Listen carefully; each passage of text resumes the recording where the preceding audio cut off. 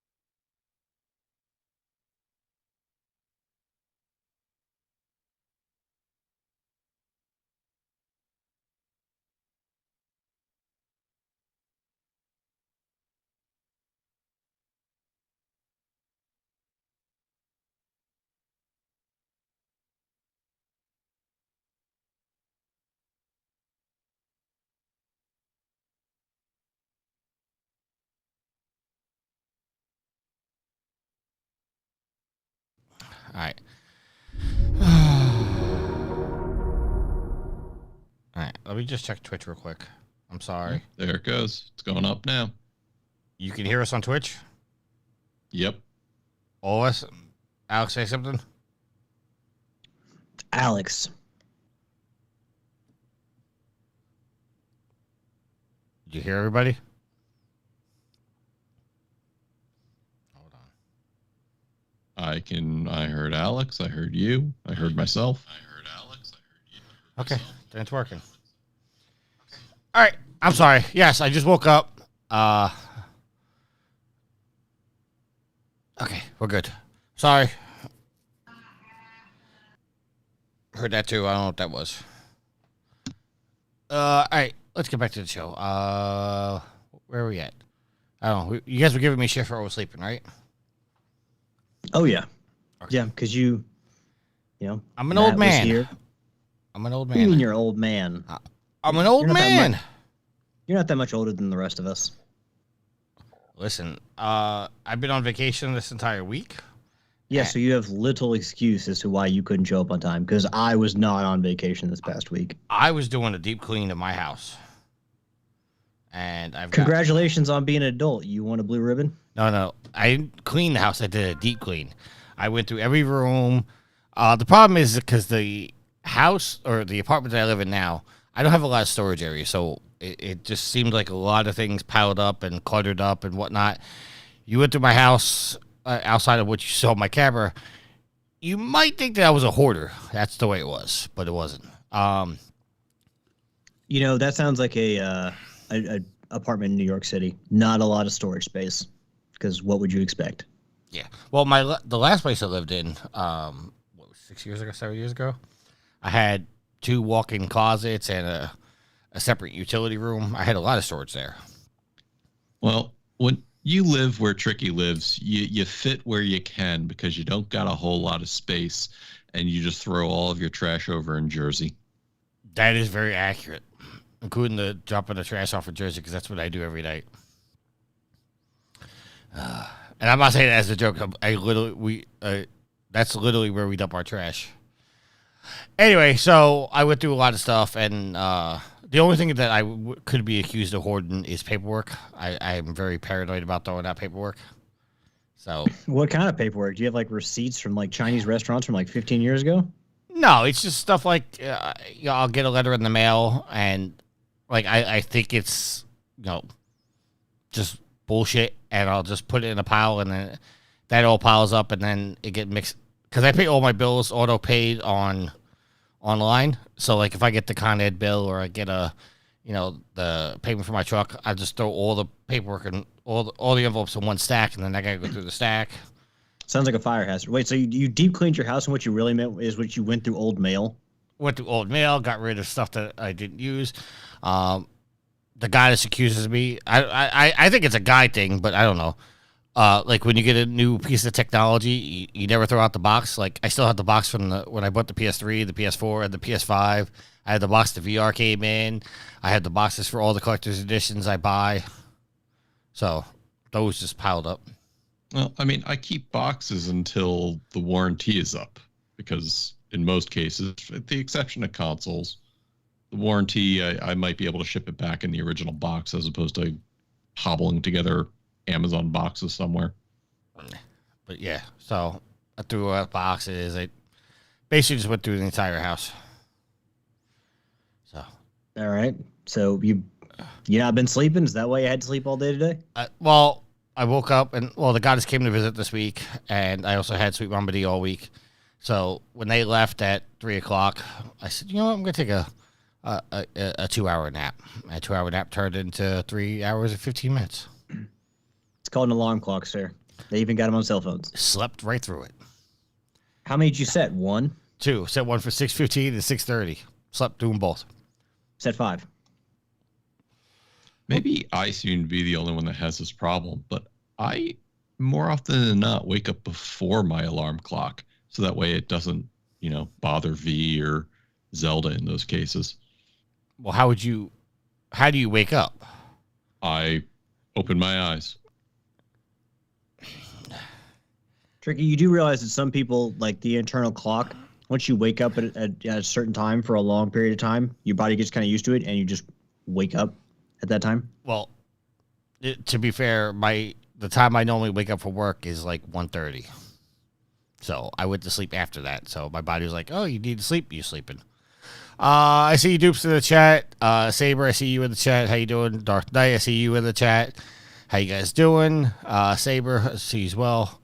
Yeah, thank you guys for joining us. I'm still discombobulated here, but let's do our updated trophy count. I am level 876 with total trophies of 28,305 with 776 platinums. Alex? I am level 485. Total trophy count of 8,964 with a platinum count of 151 in 150 games. I earned a brand new platinum this week. We'll get into what we're playing now. I saw you just come into the agenda. I saw you. Yield is level 501. Total trophies of 9,740 with 176 plats. Matt, what about you, sir? With absolutely zero change from last week. Level 218, 1266 total, and 0 plats.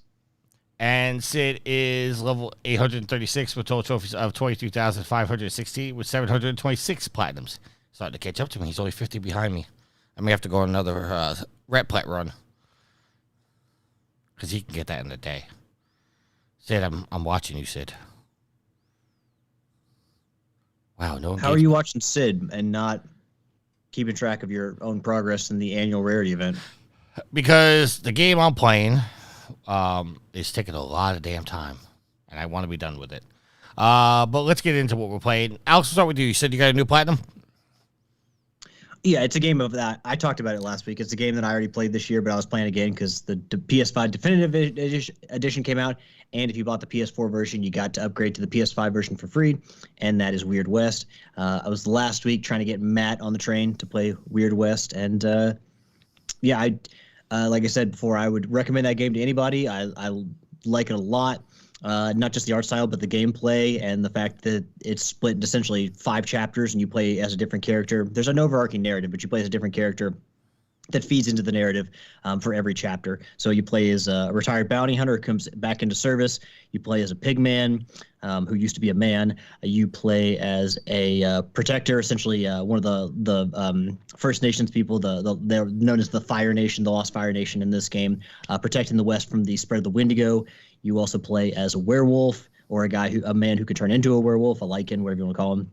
And then lastly, you play as an onirist, who is essentially what they would call in the game a witch, a sorcerer kind of thing. So, but yeah, each one is very unique. They're all fun. All chapters are fun, and yeah, I just really love the gameplay of that game. So, one day we'll get Matt on board. But yeah, the game was so good that I just had to play it twice. Yeah, I said I was going to give you shit, but I'm not going to give you shit for it. Yeah, well, I mean, you're still welcome to give me shit, but I mean, I'm just going to simply say you give me shit about replaying games, and hey, you know what? You put the time in to play Ghost of Tsushima twice, and you liked it that much. If I gave you shit in the past for that, I'm sorry. I will give you a high five for that because that game's great, and the fact that you played it twice, legit. And got the platinum twice. Yeah, that's great. No, I have no issues, and I won't make fun of you for that. And like I said, in the past, if I've made comments, I retract those because I do not feel that. I feel like if you play that game twice, legit, you deserve to get credit for it. Just the way, like, you know, I didn't. It's not like I loaded up my PS4 save file and all the trophies just popped in Weird West. No, I actually had to play the game 20 plus hours again. It's just I liked it that much and I played it again. Gen 4. Matt, what have you been playing, sir? So let's see. Did a little bit more of Styx, Shards of Darkness, which is a lot of fun. It's one of those things when you're playing with a friend and you're off doing your separate things and you hear one of us inevitably goes, oh shit, oh shit, oh shit, and fuck, which ends up means we died, and it tells the other person, yeah, go to a safe spot so we can spawn. So that's been a lot of fun. I also put a little time into Dark Souls 3 today. Really been trying to grind away at this one boss, and I almost got him, but not today. Not in the cards for me. Played a little bit more Dead Cells, a little bit more Pikmin 4, as well as Zelda Tears of the Kingdom. Finally made myself a nice little quad air bike. And Alex, this leads back to what you and I were talking about. Basically an airship that I could use to travel across Hyrule, which is so much awesome. It's, you know, I don't know if I've said it on the show before, but I've definitely talked about it with friends that this is the first Zelda game, I think, where it's like, well, maybe not the first, but like they just encourage you to fuck around instead of actually like you just, it's like, hey, we don't care if you, I mean, they care if you play the single player stuff or like the story stuff, but it's like, here's a true sandbox, play in it, make all the vehicles you want, make all the weapons you want, and just fuck around and have fun. Like feels like even more so than Breath of the Wild, like the first real true experience of that for Zelda, where it's not just so much focused on the story. Well, it's funny because you see what people did in Breath of the Wild when they didn't have systems in place that they did in Tears of the Kingdom. And I think the developers just took that and said, fine, you fuckers want to make shit? Here, make something out of everything. And it's truly amazing. And all I did was I took, for those of you who don't know, playing the game, you can get these devices and attach them together. And basically what I did was I took 2 fans and I attached it to a control module. And that allows you to do the initial liftoff. But the problem was I kept listing to one side or the other when flying.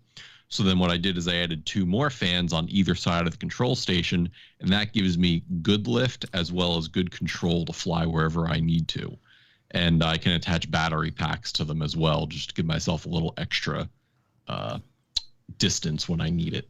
So I've been using that to travel in the Underdark all around, get up the giant cliffs that you can't see, and I attached a giant glow bulb to the front, so that way I can actually see in the dark too.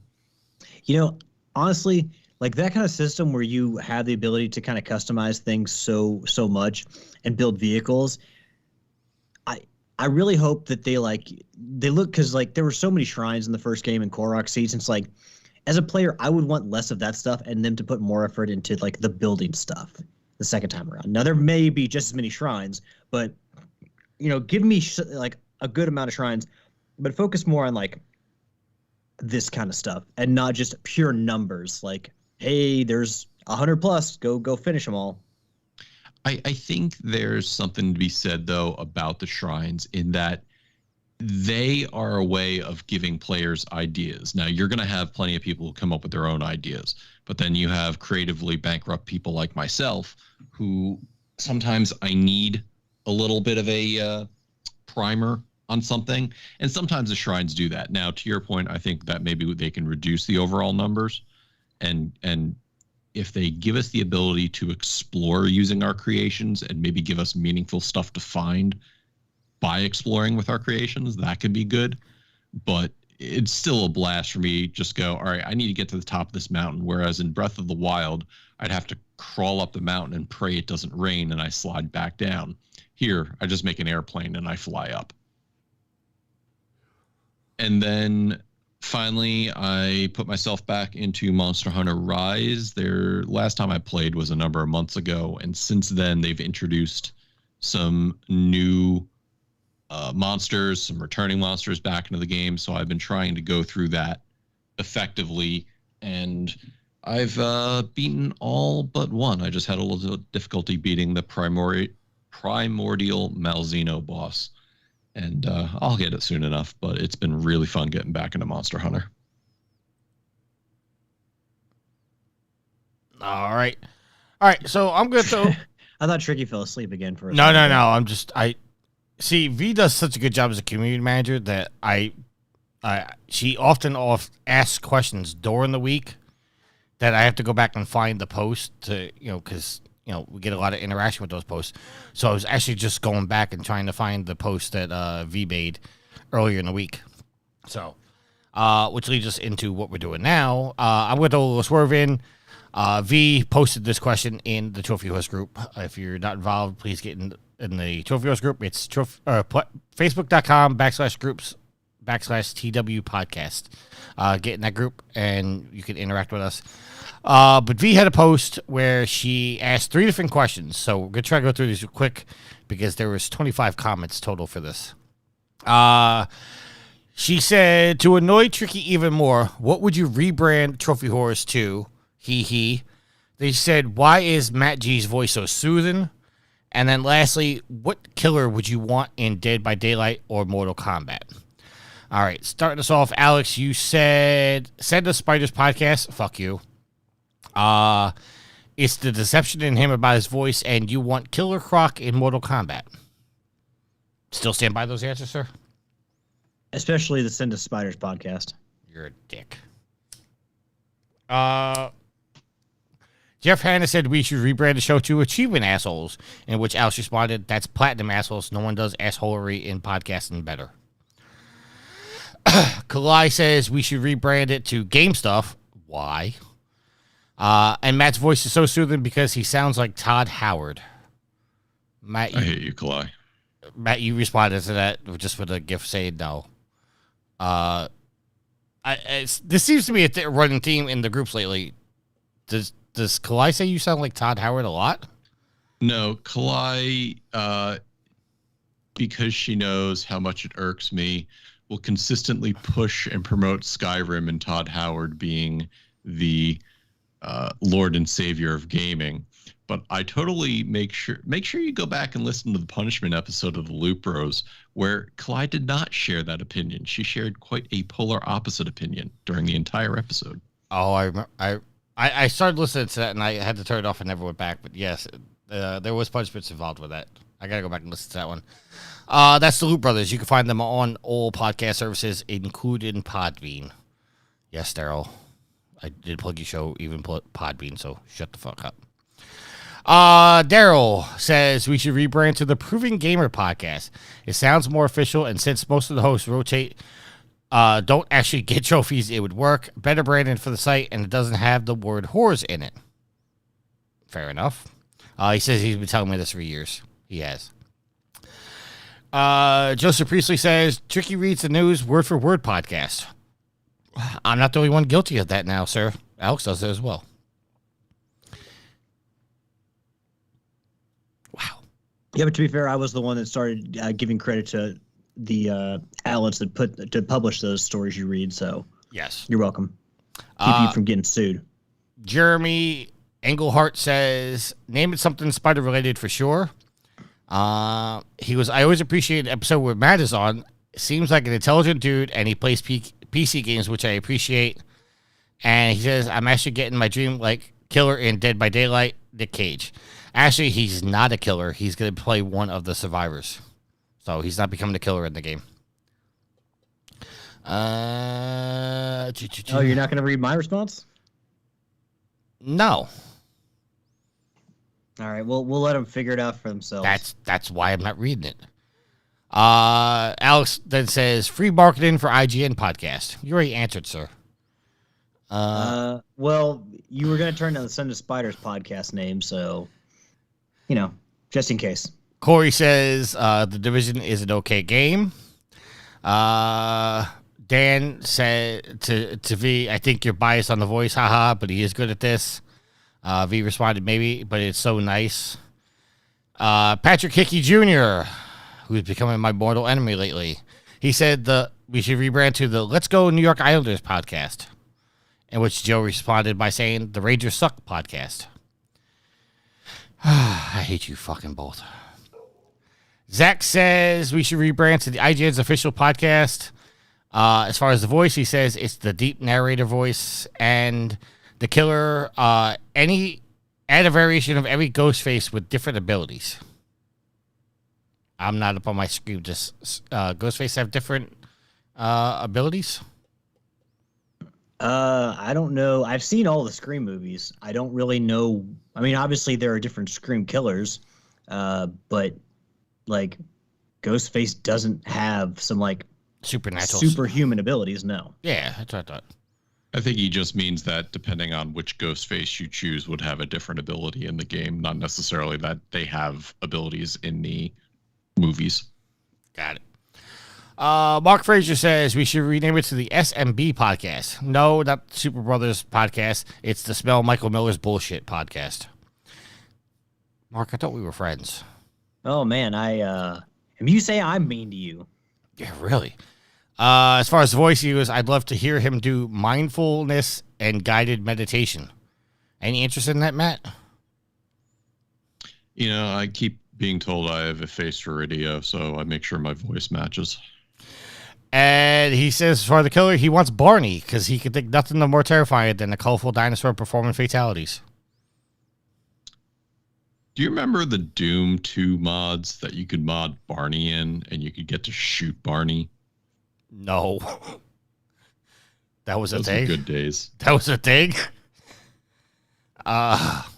V also comes back with her answers. It's my funny answer is Tricky's not always right. And my normal answer is Sony's Ponies Gamecast. That's not a bad one. Also, we could also name it. We won't start until 5 minutes after we're supposed to start podcast. Why are you giving me shit? I'm normally the one that's here 15 minutes early. One time I'm late because normally you're late. I had to walk Athena. I had to finish eating dinner. Skype's not working. My internet's not working. You're giving me shit for the one time I'm late. But what? You know what? Never mind. First of all, standard. Hold on. Time out. First of all, I was including all of us because Yield is also usually late.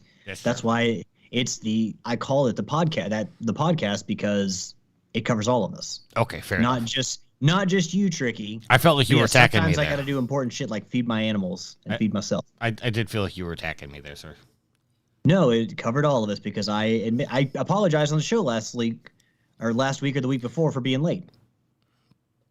As far as the voice, she goes, I may have married him for his voice and other things. I don't want to know the other things, Matt. Here's the thing. What it's all his Transformers toys. Definitely is all the Transformers toys. When she initially posted the question, there is also why is Matt Granelli blank, blank, blank, blank. I'm not going to go into it here. I looked at her and I said, you know something? Maybe we change that to not be so TMI to this group. We got a message from the chat. Saber says, bald head say good in bed. Saber would know. And so wait, Saber, we got another bald-headed host of the Loot Bros? Saber is bald. There's dozens of us now. Are you and Saber official hosts yet, or you just keep showing up? I just keep showing up. Okay. And then she says, for the killer, any human version of a fast food character. Oh, Grimace. Grimace will make you grimace. Okay, David Barclay says we should rebrand it to Achievement Hunters. We did for one episode, which Alex was solely against. Yeah, I thought that was dumb. Joe says killer, Candyman. I don't think I've ever seen any of the Candyman movies. Tony Todd, he'll fuck you up. First Candyman was good. I haven't seen anything beyond the first one, but Candyman is a proper scary fellow. And the last answer is from George Smith. He says, just keep the name, but add a subtitle, occasionally featuring Tricky. I'm not going to respond to that because I'm guilty. That's all right. I'll take the dead air and give a moment to shout out to Saber, because if you haven't seen what he's been doing in the Facebook group with all the AI art and promos how could he you does. Miss it? How could you miss it? It's basically a wallpaper all over the page. He is active. He is brilliant with his marketing. Man, giving V a run for his money on the social media. Maybe we should hire him as a co-community manager. I don't know. He's made me into Triple H. He's made me into Conan the Barbarian. Conan, Brock Lesnar, he made me Snake. into a redneck with more hair than I could ever dream of. Oh my God! He's turn Saber. You need to turn Billy Ray Cyrus into Tricky, or give Billy Ray Cyrus Tricky's face. Maybe he's into Mr. Miyagi too.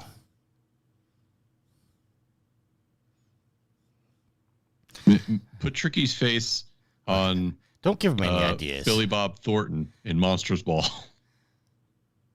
Hey, he had a. Never mind. I was about to say something that's not safe. We've all seen that movie, or we've seen that part. I was just about to say something very. Yeah, I've seen part of the movie. That's the only part of that movie you seen, huh? It's the only part of the movie I need to see. Agreed. I did see the whole movie. All right. Anyway, he was hoping for a second scene. Listen, it's Halle Berry. Kalai says, I still hate Twiths. She tried to spell Twitch, but she spelled it HC instead of CH. And then Saber says, I try to market everyone in a positive light. Kalai, welcome. She's getting commercials.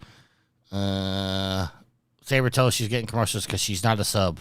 She can sub and she'll get rid of the commercials. Says, fuck, remember the Wait Brothers will be doing a SummerSlam show? Bro, SummerSlam show. Oh. I didn't know NXT was going on right now, so I have to go watch that after we're done. All right, so you mean the Great American Bash? Yes. And what I have been playing, Final Fantasy 16. I'd say 80% done with it now. A little spoiler, that game sucks. Visually, it's fucking fantastic. I cannot put down the graphics at all. It's great.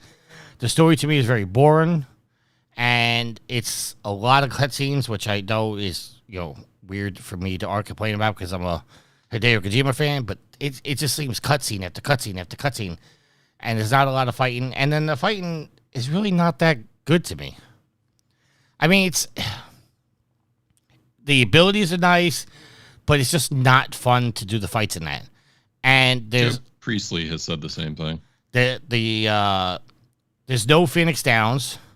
I bought something that was supposed to revive me if I died. It didn't trigger because I only died one time in the game. I was going after a special bounty, which I went into because I was feeling like a badass because I was slaying everything and went into that fight and got my ass kicked. But that didn't bring me back to life. There's magic in the game, but it's not like the traditional magic. Like I can't cast Cure, I can't cast Fire, stuff like that. All the magic comes through what they call the icons in the game, which are Odin. They're like boss characters, aren't they? What the icons? They're like boss characters, aren't they? They are, but they aren't. Okay, so the way they work is you're a character, and if you want to use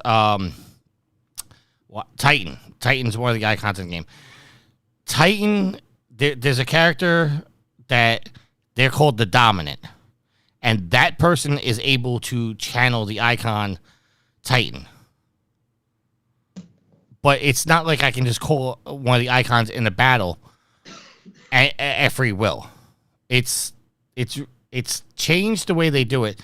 I understand why they changed it, but to me, it wasn't a good change. But the combat's not that good.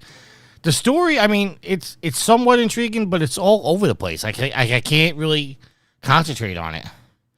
Kalai says it's called a dominatrix. Dominatrix. But yeah. And the other thing I've been playing is watch Twisted Metal, which I have to say is actually pretty fucking good. I watched all 10 episodes already. Damn. I wanted to watch. Oh, so they didn't release it like one by one. They're not doing like a week by week thing. They're all in there. All 10 are straight up out. I wanted to watch some before this episode, just so we could talk about it. But I just didn't have time to sit down. It's not like I watched anything else. I didn't watch anything this weekend so far.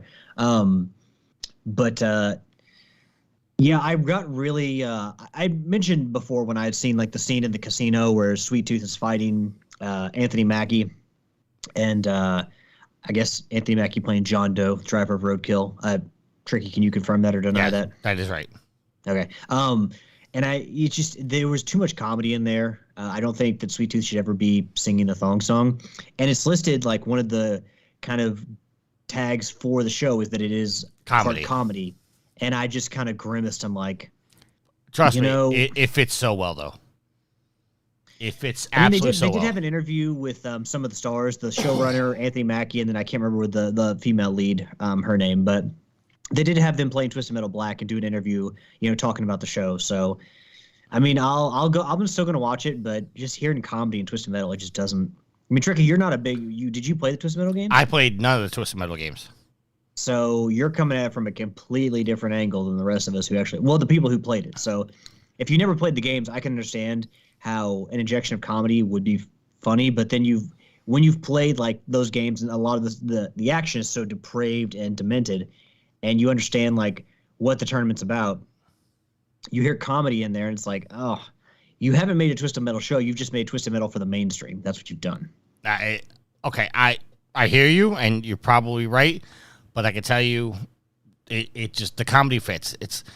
There is a lot of comedy, but there's also a lot of seriousness. There's a lot of it's a really good show, and the way they left it off is definitely with a cliffhanger for a season 2. So I hope it does well enough. Again, part of my concern was that they'd make it too funny and people wouldn't watch it because they would expect Twisted Metal and they wouldn't get Twisted Metal, and then that would lead to Sony saying, well, they didn't watch the TV show, so we're definitely not going to make another game. So hopefully it's successful and people watch it and they do another season, and that brings us another Twisted Metal game.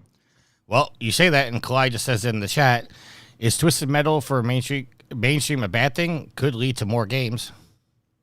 It definitely could. I wasn't sure how many people would embrace the show. Because Levi posted that they had put Twisted Metal on, and he was excited because we know Levi is a big fan of Twisted Metal. And I just didn't want that audience, the people coming in because it's Twisted Metal, to be turned off by it and the show kind of bomb. Because I didn't know how many people, outside of who played the game or the games would want to watch it. So, if it leads to more success, and, maybe that's what Sony was banking on, because obviously Sony okayed the show and what the showrunner did with it. But I want it to be successful because I want another Twisted Metal game. But my concern with the word comedy was just, it was, there was a lot of concern that I had going in. So, but maybe I'll like the show and I can separate it from what Twisted Metal has traditionally been. Matt, how much car combat is it? There's not as much as I thought there would be. And the show kind of explains that towards the end. Why? We could only afford so many cars. No, it's... I'm trying to do this without spoiling anything. It kind of explains why. I can't really say anything without spoiling the show. All right. All we need to know is if you want to watch it, and you'll get an explanation as to why there's not a ton of car combat. Matt, you gonna watch it at all or no? Yeah, I'll probably give it a fair shake. All right. At this time, we're gonna get into our topics. We do have a bunch of topics. I may skip a couple of these. You have a bunch of topics because thanks to me and Matt doing the research. And heaven forbid we discuss it before the show. Yeah, make one comment about something that somebody else posted, and Tricky's like, save it for the show. But I say that often to you, okay? So stop.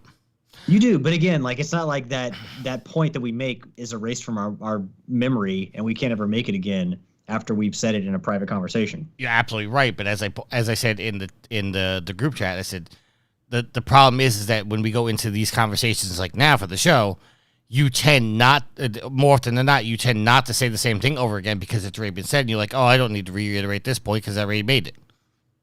That's what I was trying to get. Anyway, I'm just trying to make the show best as possible. That's what we're all here for, Tricky. As is customary when we do the first podcast of the new month, we give you the PlayStation Plus monthly games.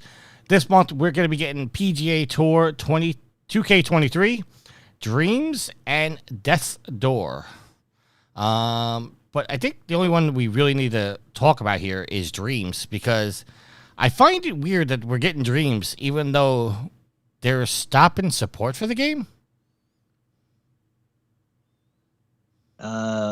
Yeah, I mean, there was that. It's this year that's happening, right? Next month. So that does seem like an odd choice, but people, I'm assuming, can still play the game, right? Yeah, as far as I know, from what I understand, I talked to somebody in the Facebook group, and if I could try to find it real quick, you're not gonna be able to share your creations and whatnot, which brought up the question of can you still obtain the platinum? Because based on just going on a little bit of Planet's previous things, they you had to share your just updated. Oh, I just lost it.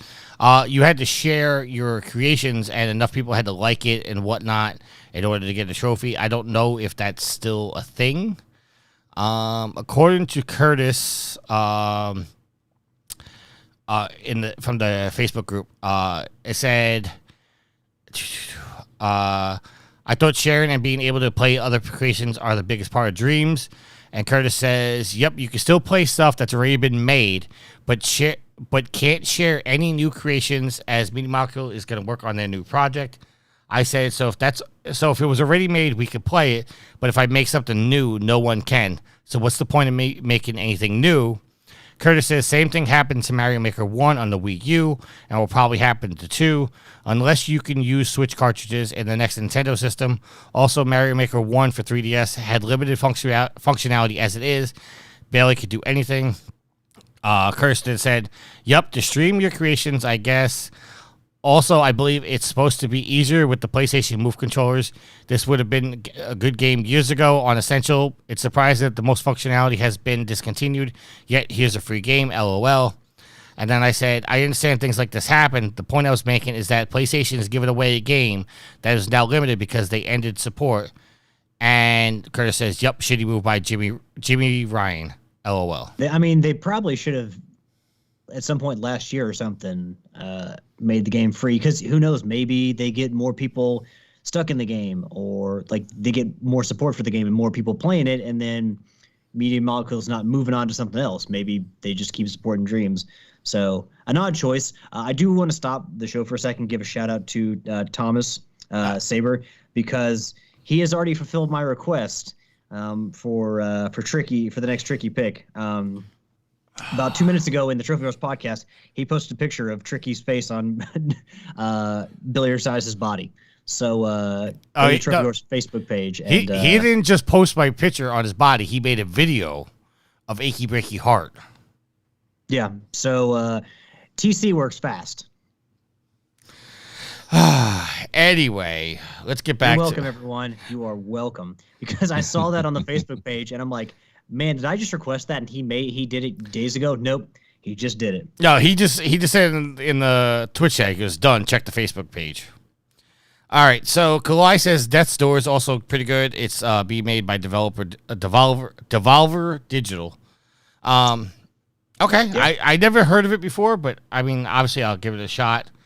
But just going back that to was the game of these that I was most excited about was Death's Door. And as we know, Devolver Digital is the little publisher that could. All right, but going back to Dreams for a second, I mean, isn't it a little weird that they're giving us a game that we're in a month's time we're not going to be able to use? Or at least possibly not be able to get the platinum in, at least? Well, it's perfect for me. I don't care about that. And I don't plan on playing it, so it's perfect for me too. Yeah, I mean, again, they should have made this decision and pulled this trigger on the Sony first-party game a year and a half ago. At least when they made the decision to end support. Tried to swell the numbers a little bit, or see if they could get more people interested into Dreams. But I mean that's what PlayStation Plus is. It's a marketing tool for games to get more people interested. And why they didn't do this sooner, is baffling. But again, this is the world we live in, and this is the way Jim Ryan runs things. All right. Any games you're excited about, Matt? Death's Door. I've kind of wanted to pull the trigger on that one for a while, but it seems to be another one of those games that takes a little effort to move along, because it's not that it's Souls-like. I think it's Souls-adjacent, but playing a crow, reaping people in the afterlife, it sounds a lot of fun. Yeah, and just to I've got on thegamer.com here, I've got a list of the 15 best Devolver Digital games ranked. Let's see, is there an author on this I can get credit? Oh, Sam Hallahan. So according to Sam, the 15 best digital Devolver games are 15 Ape Out, 14 Pikuniku, 13 Return to Monkey Island. I had no idea they did that. 12 Heave Ho. Oh, come on. Are you not going to load the rest of this freaking page? 11 Hotline Miami. 10 is Inscription. 9 The Messenger. 8 Death's Door. 7 Oli Oli 2 Welcome to Hollywood. 6 Weird West. Shout out to Weird West there. 5 My Friend Pedro. 4 Enter the Gungeon. 3 Exit the Gungeon. 2 Cult of the Lamb, which is currently on sale, I believe. Or it's not. No, it's part of PlayStation Plus Extra, I believe. And then, it's actually on sale currently on the on the PlayStation Network. And then number 1 is Katana Zero. So very quietly, well, maybe not quietly to some, but Devolver Digital has a nice collection of really, really standout games. All right, Kalai says it's on Xbox Game Pass. Matt. I'm assuming she's talking about that store. I'm sorry. I was distracted by the wife. What was the question? No, I was saying Kalai said she says, Matt, it's on Xbox Game Pass. I'm assuming she means that store. I will validate that right now. But yeah, no, I haven't pulled the trigger. It was another one of the games that I just wasn't about to play right now. And going back to your thing, Alex, I almost have to discount that entire list because it did not include one of Devolver's best games, Carrion. Oh, they did that too? Yes. That there is a trial up on PlayStation Network. If you're a PlayStation Plus premium subscriber, you can try the trial of Carrion. So, but I didn't know they did. I mean, hell, Devolver Digital is even more awesome than I thought. I was about to give them a ton of credit, and now I got to give them even more. Because I go through that list of games, I'm like, they made this, or they published this, they published this. Yeah, Devolver's they've got a lot of quality good games. Speaking of quality, let's go on to our next topic here. This is coming from SonyInteractive.com. PlayStation 5 has officially sold 40 million in sales. That's a whole lot. We don't really need to go into the details of it, but there is a graphic on here for the top PS5 games as voted by the PlayStation community. This list is in alphabetical order, so it's not a list of what's the most popular or not popular. But I'm going to go through these games real quick to see as voted by the PlayStation community, the top 5 PS5 games. Or the top PlayStation 5 games. I said top 5. So Astro's Playroom, Bugsnatch, Call of Duty, Modern Warfare 2, Cult of the Lamb, Demon Souls, Deep Rock Galactic, Death's Door, Dead Space, Disco Elysium, Doki Doki Literature Club, Elden Ring, Fall Guys, Ghost of Tsushima, Five Nights at Freddy's, Security Breach, Final Fantasy 16, FIFA 23, God of War Ragnarok, Gran Turismo 7, Hades, Hitman 3, Inscription, Humanity, Horizon Forbidden West, Hogwarts Legacy, It Takes Two, Kenya Bridge of Spirits, Guardians of the Galaxy, Spider-Man Miles Morales, Returnal, Resident Evil Village, Resident Evil 4, Ratchet and Clank Rift Apart, Sifu, Skater XL, Jedi Survivor, Stray, Worms Rumble, Last of Us Part 1, Shredder's Revenge, and Tales of Arise.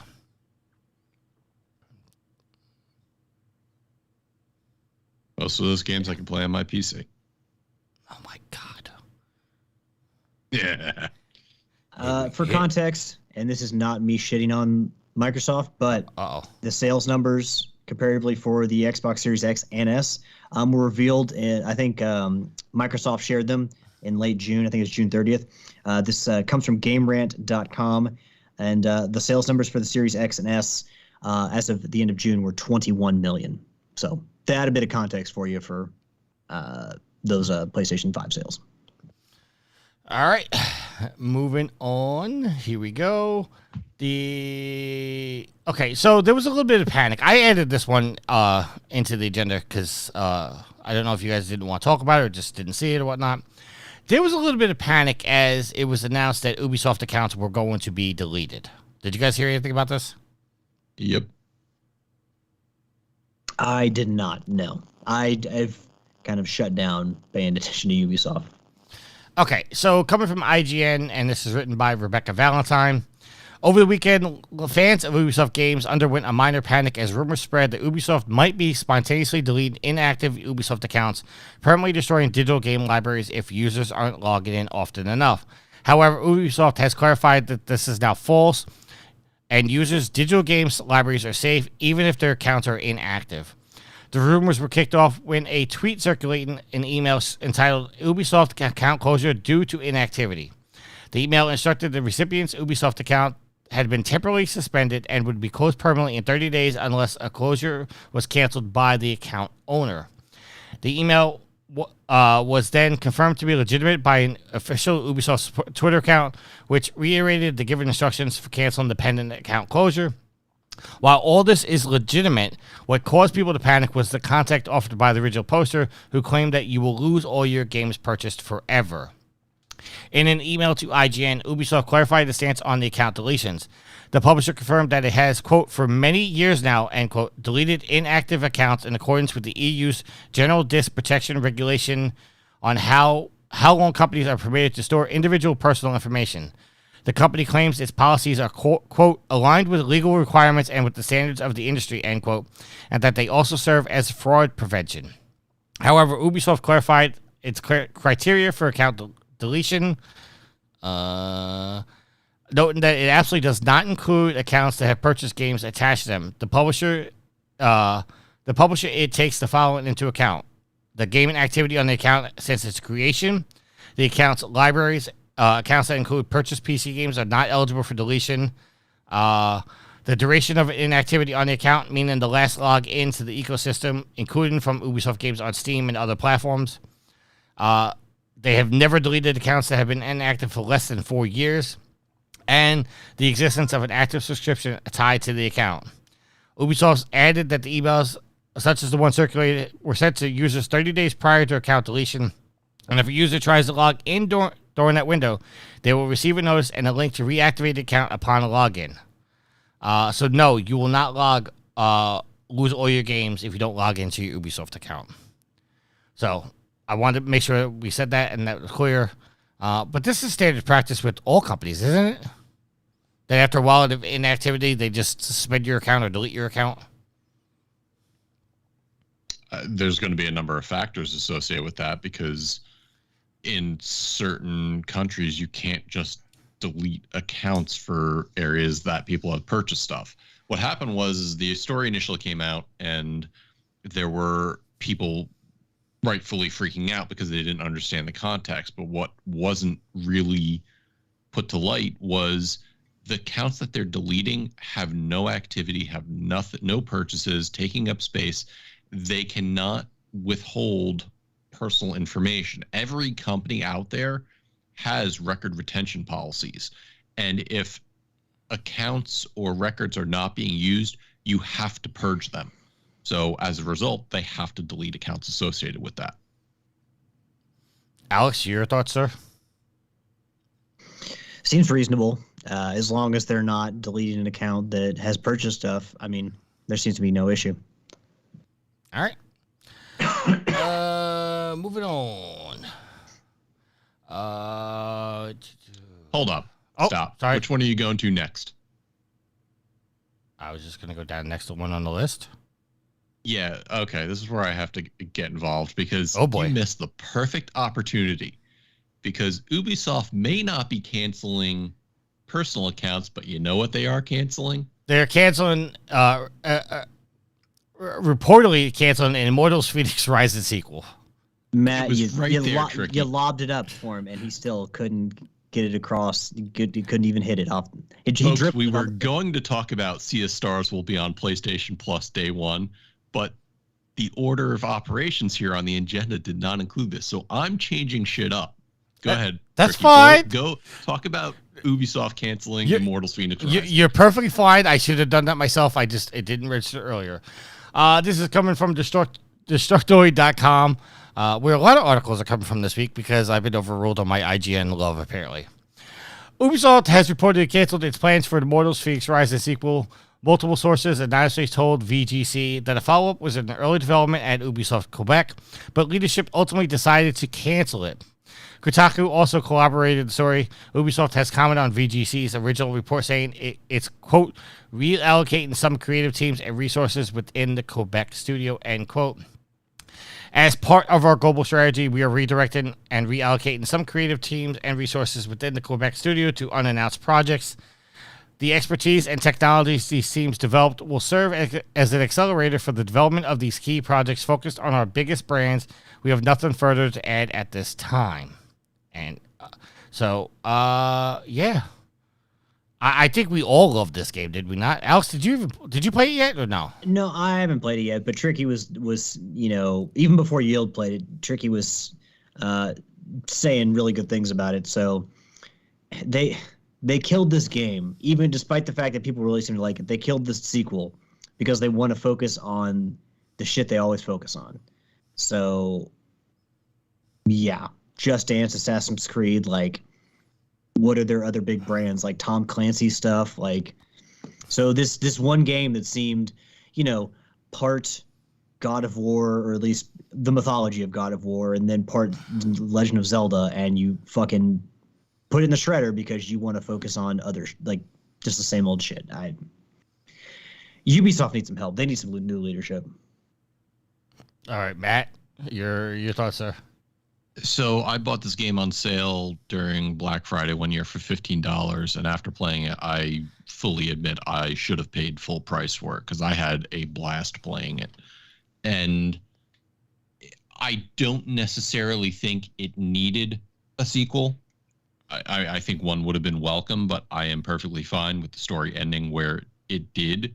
It made sense, and I had a good time with the game. I wish that with this cancellation, they were focusing on something else that was new, that this team would be working on something that, helps push the developer forward. But if they're just going to go work on something else that they're working on already, then, that to me is what's sad. Further into the article, it says Ubisoft's Breath of the Wild inspired title from 2020 was good and found moderate success among players. It says Ubisoft's original plan revolved around turning Immortals into a franchise that would explore various mythologies. The original game and its DLC explored the Greek and Chinese mythologies, respectively. Jeff Grubb reported that Ubisoft intended to explore such as Hawaiian Polynesian myths in the future, but that won't happen. That won't be happening anymore. Immortals is Ubisoft's fourth known cancellation this year. It follows the action of 3 unannounced games as the company shifts focus to its best-selling IPs. To give you an idea how closely Ubisoft is sticking to the biggest properties, this year's Assassin's Creed Mirage is one of at least 6 games in the series currently in development. And this also says this casts another large shadow over the fates of upcoming titles such as Skull and Bones and the poster child of development hell Beyond Good and Evil 2.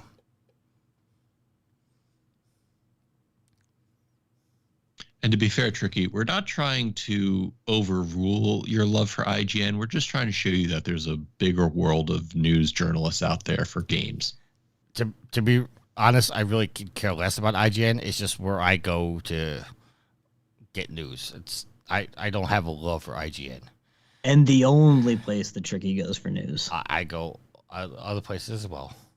Do you go to the PlayStation blog? That's the first place you should go every week, is the PlayStation blog. No, because I feel like the PlayStation blog is bloated with a lot of non-news, or at least non-news that we would report on the show.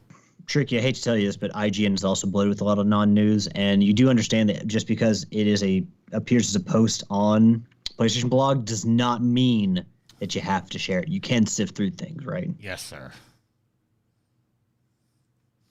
Kalai says they're probably focusing more on Assassin's Creed and Far Cry. I forgot about Far Cry. Yeah. Yeah. But yeah, that's. I'm not.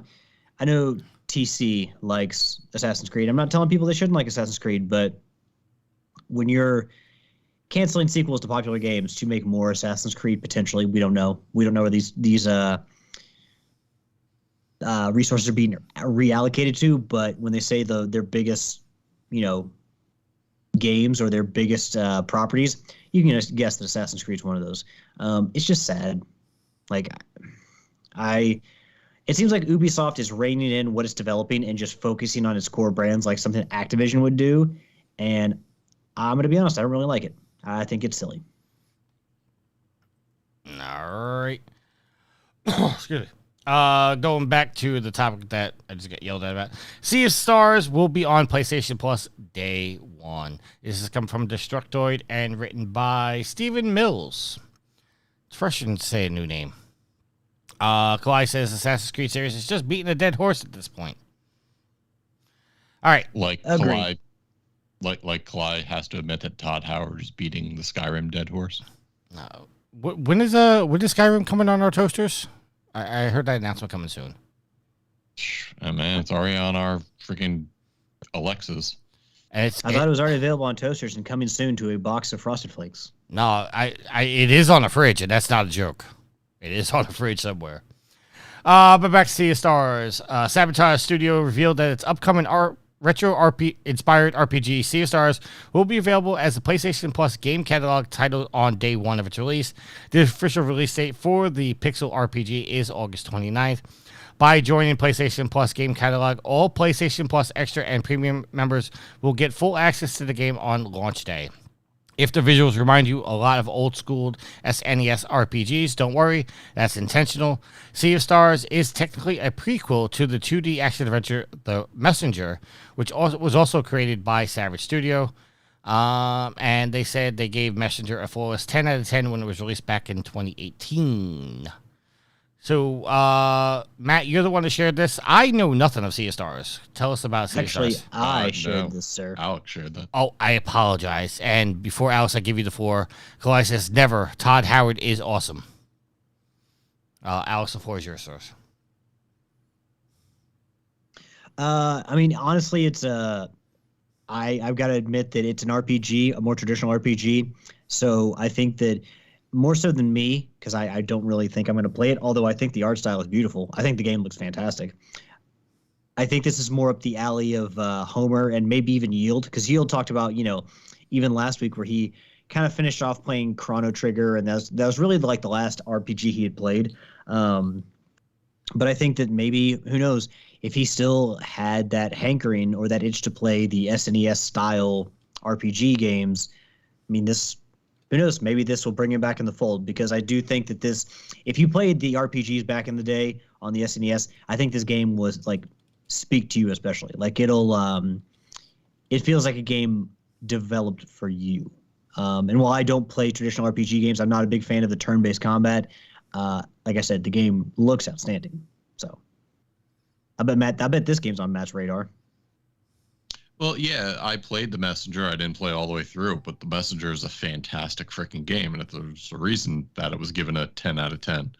And if they bring that same level of care and attention to detail and stylization to Sea of Stars, this one should be a hit as well. Yeah, I know nothing about it, so I can't speak on it. Oh, you didn't watch the trailer, Tricky? I did not.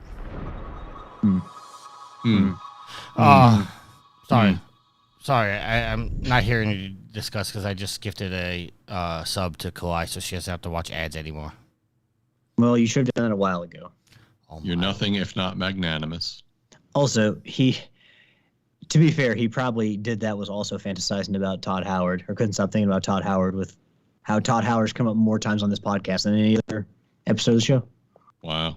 No, Thomas just sent me a message with another Billy Ray Cyrus thing. Trick, are you driving this damn bus? I have to watch it after because it's apparently really loud. Nickelodeon All-Star Brawl 2 has been announced and it has Squidward. I don't know who shared this at this point, but this has come from Destructoid and written by, oh boy, Tiago Manuel. Developers Lucidity and Fair Play Labs have revealed that Nickelodeon All-Star Brawl 2, the follow-ups to its 2021 Smash Brothers inspired brawler All-Star Brawl. On top of all the memes that you can spot right now in the trailer, publisher Game Mill Entertainment announces is improved upon the original game in every way. The original character roster and stages are returning, and they've gone through a mega glow-up. What's new in the game? There's going to be a whole new stuff. Expect new characters, new minigames, and even a whole new single-player campaign. Both Squidward and Jimmy Neutron are confirmed for the roster this time around as well. In the campaign, players will be against Vlad Plasimus of Danny Phantom fame. Never even heard of that. As he tries to conquer the whole universe. The daunting task will hopefully turn easier with the addition of supers, which is similar to the Final Smash moves from Super Smash Bros. Are ultimate moves meant to get rid of your foes in epic fashion. The new minigames are Pinch in the Blimps, Whack-a-Bot, and what the? Ken Amanda Boot Camp Survival. We still don't know what the gameplay will be exactly like. We do know, however, that you can play them in either with your friends or by yourself against the world as you strive to get to the top of the global leaderboard. It will also now have voices, because apparently the first game did not have voices. Yeah, and that was a big criticism that they didn't have voices. I really want to see Olmec from Legends of the Hidden Nibble enter the sequel. As it be, I don't know if you could make him a boss because everyone loved Olmec and he wasn't evil, but no, you make him an assist. Yeah, figure out some way to get him in there. You can even bring Kirk Fogg along. All right. That's tricky. Yes, sir. Well, you're not gonna. You trying to move on? I'm trying to move on. I literally have no interest in All-Star Sprawl, so please move on to the next one. I was just gonna say, like, it's funny that, you know, the original game came out in 2021, and a lot of the Smash Brothers community, at least the YouTubers, jumped on it because obviously it was very similar to Smash Brothers, and you know, when you have a new platform brawler out, I guess people are gonna go run into it, hoping they get views on Twitch for it. But I don't know. It seems odd that, well, not odd, but it's just like, so instead of adding characters to the original game, you make a sequel and release it 2 years. I don't know. It just seems like they could have gotten more out of the first game than they did, instead of just maybe that's maybe coming from playing Super Smash Bros. Ultimate and that being such a polished game and them adding so many characters after the fact and so much support for years after that, to go to a sequel kind of looks and smells funny to me. But who knows? Maybe the mechanics are so wildly different and better. The gameplay is just that much better that they felt it was warranted for a sequel. But yeah, I saw a sequel's already coming out, and I'm like, well, you stopped supporting the first game? Huh.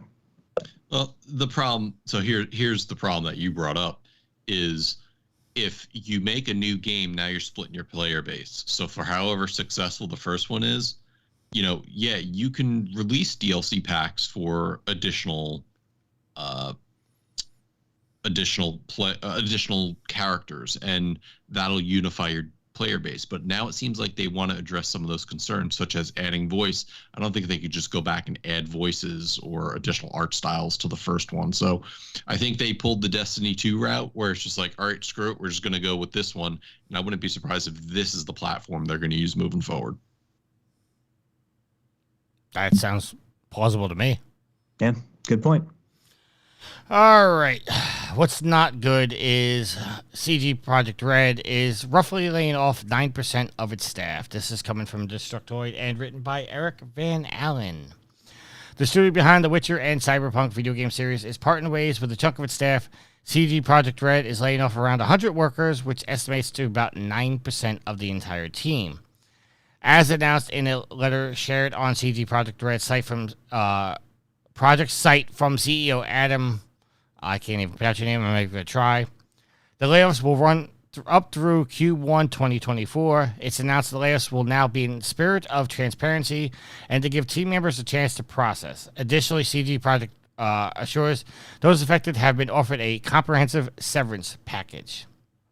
The reason behind these layoffs in CG Projekt Red's new direction, it seems, the CEO writes that CD Projekt Red has reshaped its development process and incorporated agile methodologies and is now turning an eye towards staff. Quote, we've carefully assessed all teams in the company in terms of their expected contribution to the delivery of our strategy. There's no easy way to say this, but today we are overstaffed and we have talented people on board who are finishing their task, and based on current and expected project needs, we already know we don't have any other opportunities for them in the next year, end quote. While shitty people are losing their jobs, it sounds like this is, at least they're handling this right. You've been very critical. The normal course of business, because you constantly have these large companies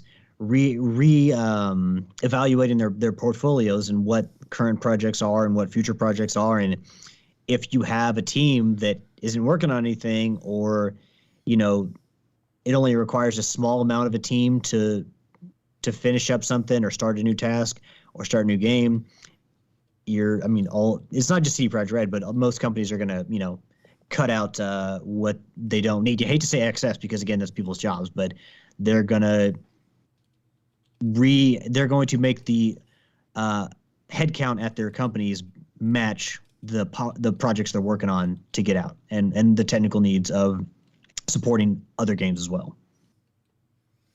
Your thoughts? So right there in the article, they talk about how they've moved to agile methodologies, which to me hints that they had somebody come in, look at all their processes and decided, you need to do this to be more efficient.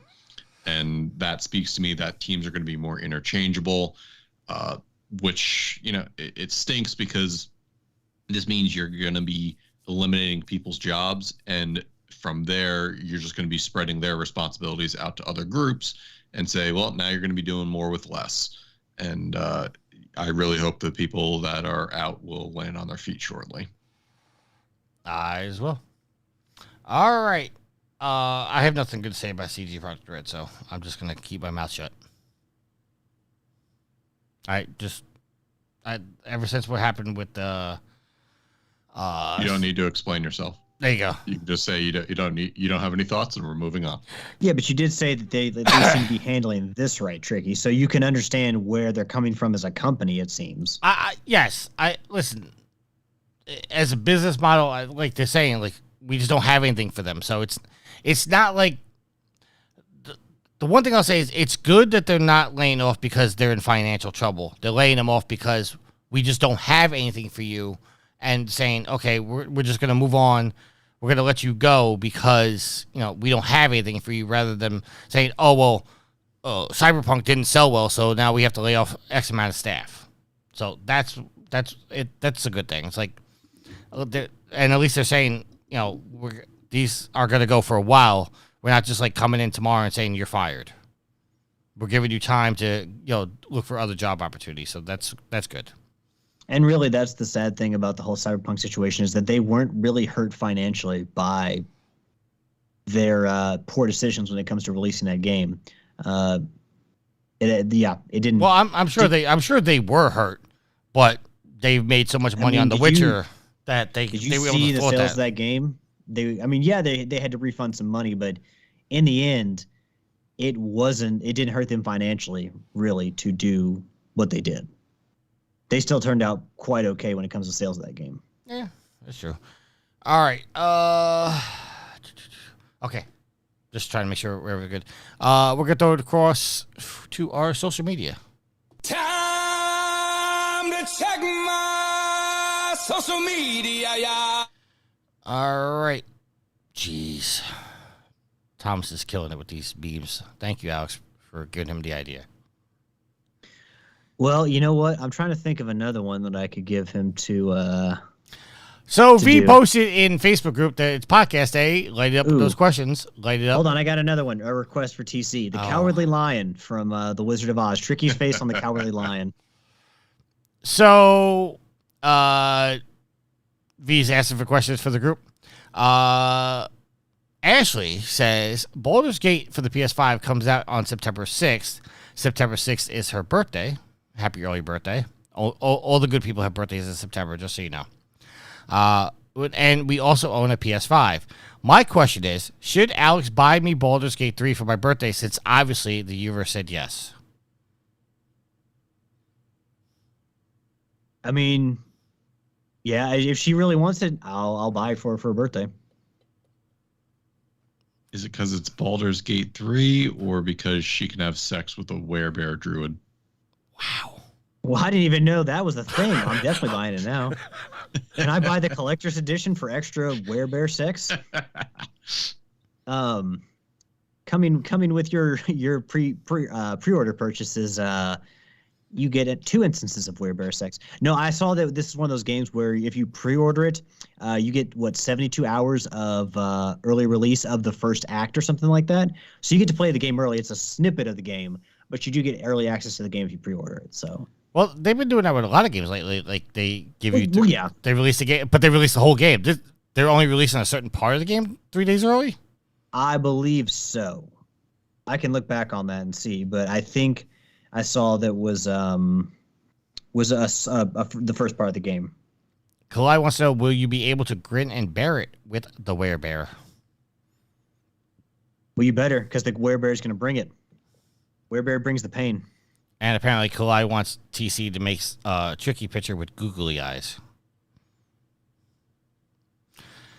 Oh, my God. All right. Jeremy says, physical or digital? And if you're not buying physical, what's wrong with you?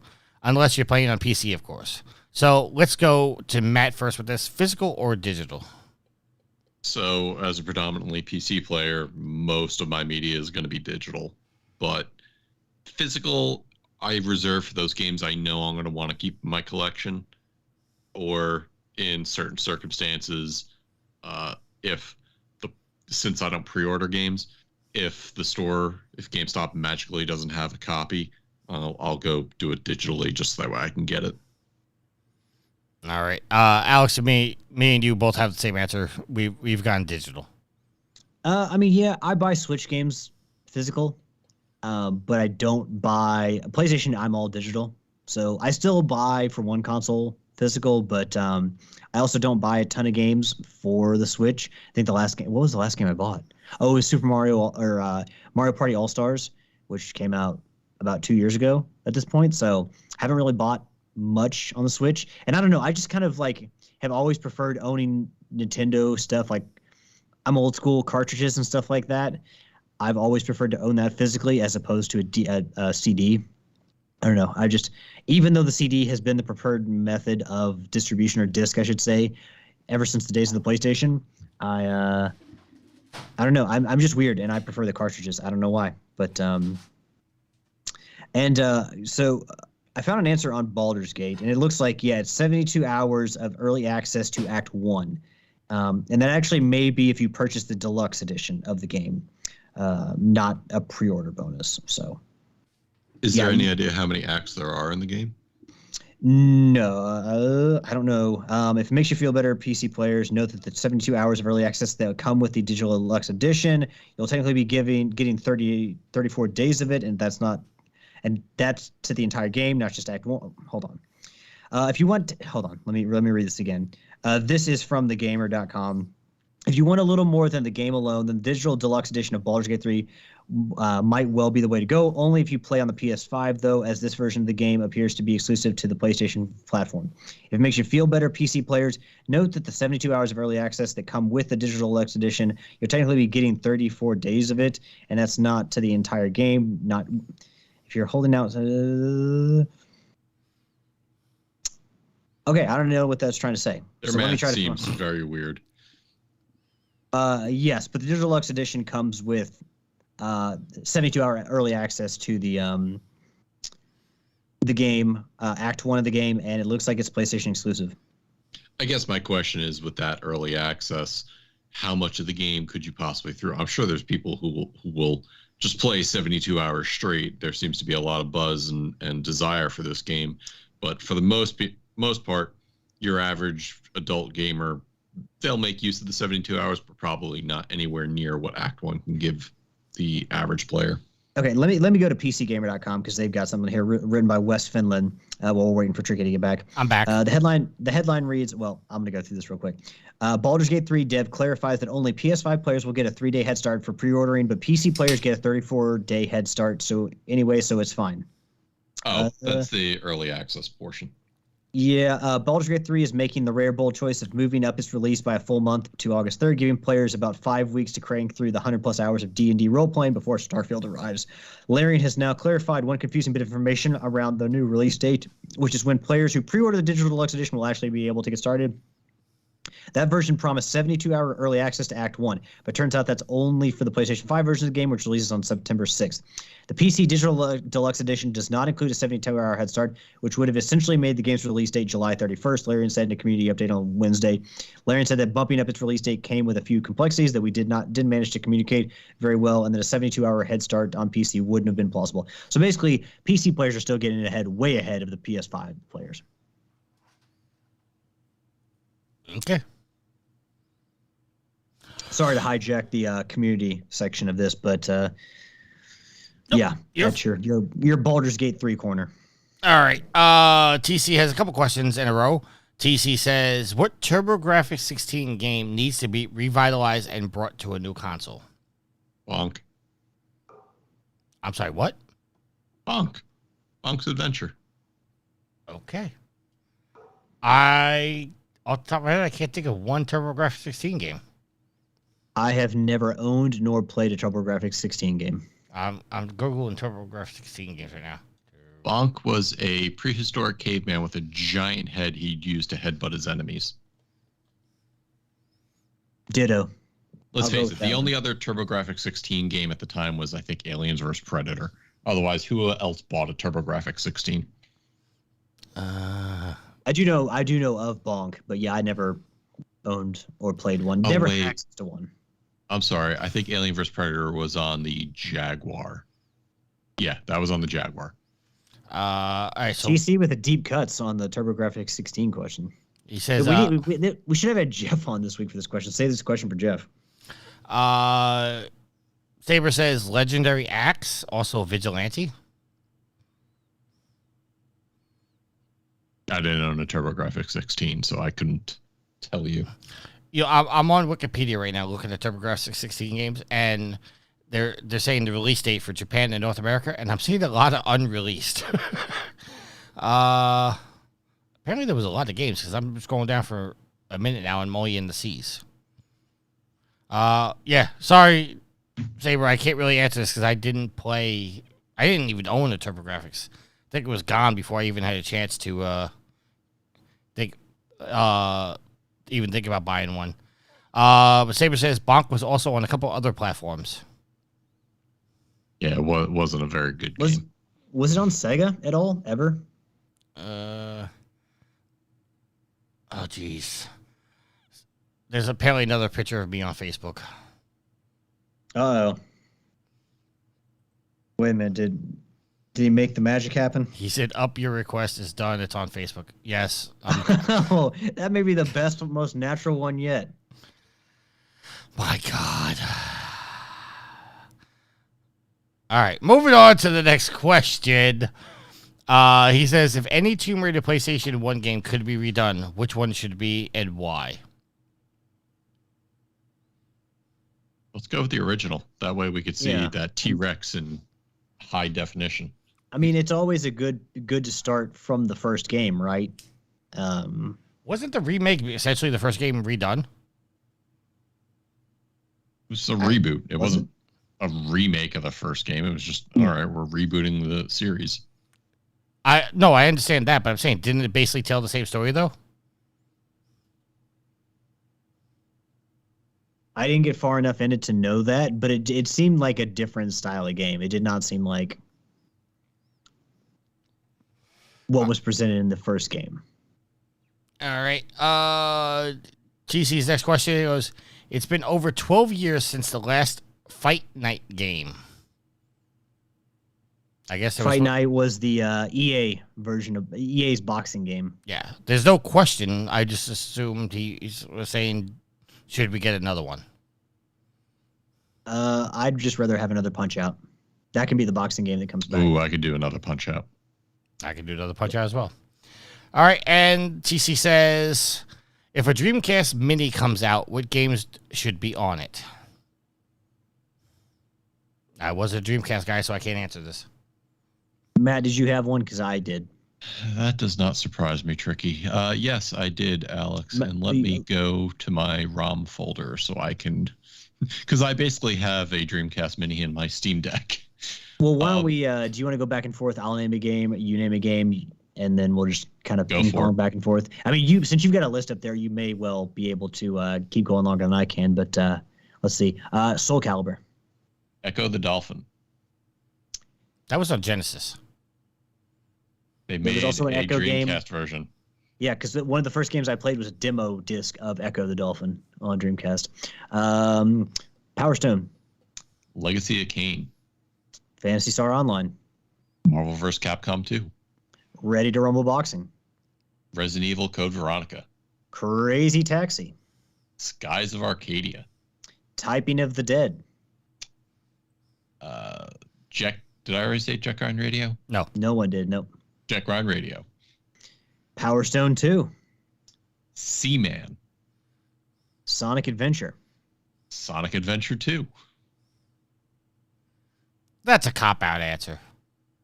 What are you talking about? I said Power Stone. I mean, you should have both of them on there. All right. You can't have if you got a classic, because the Dreamcast had such a truncated life. You got to have both Power Stone and Power Stone 2 and Sonic Adventure and Sonic Adventure 2. No, I would say it was a cop-out answer because you went one and he responded with two. What was that game, Matt? Oh gosh, I'm trying to think. Choo Choo Rocket. We'll throw that one there too. Oh man, I have that on my phone. Damn, that's brilliant. I'll take you back. But Saber does say Blue Stinger, which is Dead Rising before Dead Rising, and I agree wholeheartedly. So for the Dreamcast, to get it online, I remember signing up for freenet.0 or freezeronet.free, whatever it was. And it allowed me to make an account, which then I was able to use my landline phone. And I remember running my the phone jack cable from my Dreamcast all the way over to my parents' room to dial in so I could play Choo Choo Rocket online, which I forget what the model was. I thought maybe it was PvP. You just had to solve the puzzle before the other person did. It was weird, but it was interesting. Saber says in the chat, anime games should be Sword of the Berserk. I don't recall if there was Berserk on that system. You know, Matt, I hate to say it, but I think we forgot quite a few games that probably should go on there. The NFL 2K1, NBA 2K1. Let's see. What about Shenmue? Neither one of us said Shenmue. Street Fighter 3, Third Strike, which is considered by many to be the best Street Fighter game. Virtua Tennis, another good one. So, Capcom versus SNK 2. Oh yeah, and there it is. I see on the list there. Thomas, Sword of Berserk. It's cutting off for me. Sword of the Berserk, Guts, Rage. They had both Resident Evil 2 and Resident Evil 3 on it. Ooh, Typing of the Dead. I said Typing of the Dead. You did? Oh, I'm sorry. I apologize. You know what? We can mention it twice. They had all the other Capcom stuff. There you go. Okay. Crazy Taxi 2. Oh, boy.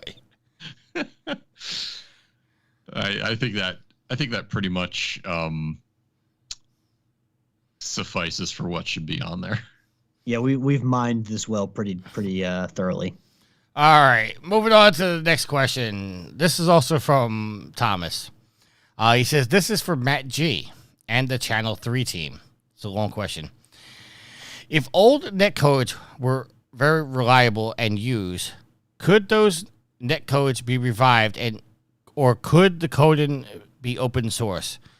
Certain first-person shooters, Project Snowfall and others from the original Xbox and 360, and quite unique codes that made it where you cannot camp for so long or it would kick you out of a game or automatically penalize you or kill you. Is there any way these codes could be open sourced in order to change the way people play games currently? If I'm understanding your question correctly, T. Diddy, it's and there's actually an article I read recently about what happens to source code for games. And that when a game is finally published, especially in the case of single player games where there doesn't need to be a lot of after launch maintenance, what happens to the source code? And in some cases for older games or games from the past, developers kind of like shrug their shoulders and go, I don't know what happened to the source code. It's out there somewhere. The problem with open sourcing the code is a lot of times there's still copyright or other litigious things that need to keep the source closed.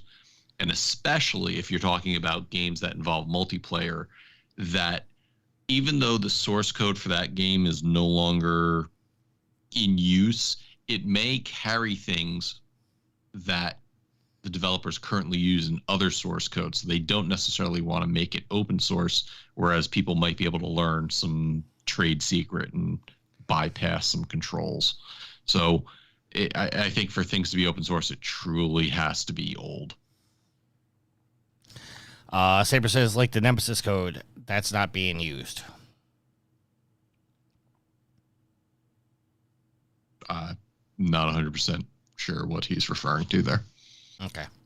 Kalai has made a couple messages in the chat, but I'm not going to read them out because she's just trying to find the hidden word.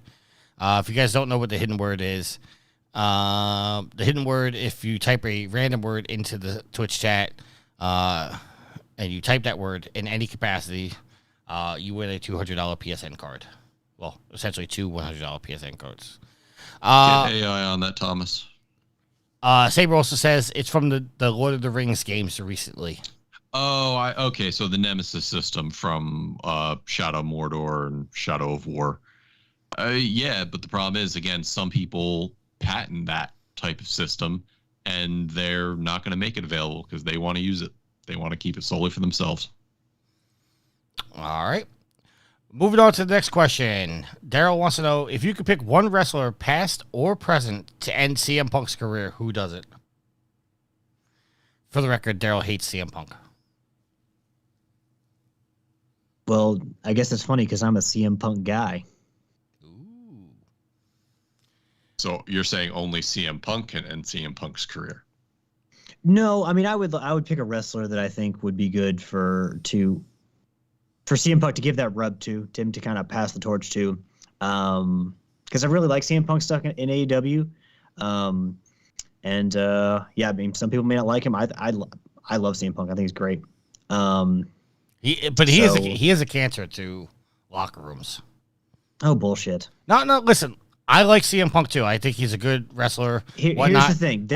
Eddie Kingston came out in an article, and they asked him specifically if I have to try to find the article, but he asked him if CM Punk coming back was a problem in the locker room, and he said no, not among the people that I run with.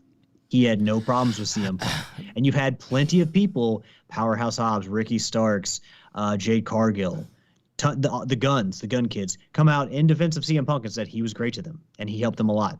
So, but you also hear a lot of backstage were saying he's so egotistical that he was bringing down the locker room, and that's part of the reason why the elite has such a big problem with him, especially his comments in that post conference.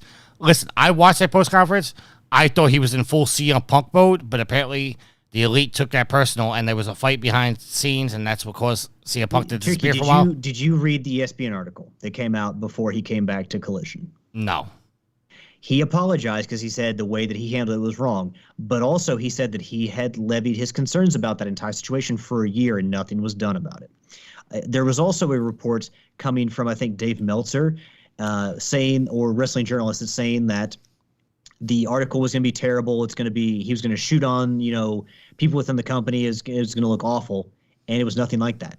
And CM Punk posted on Instagram saying, like I said, the call is coming from inside the house.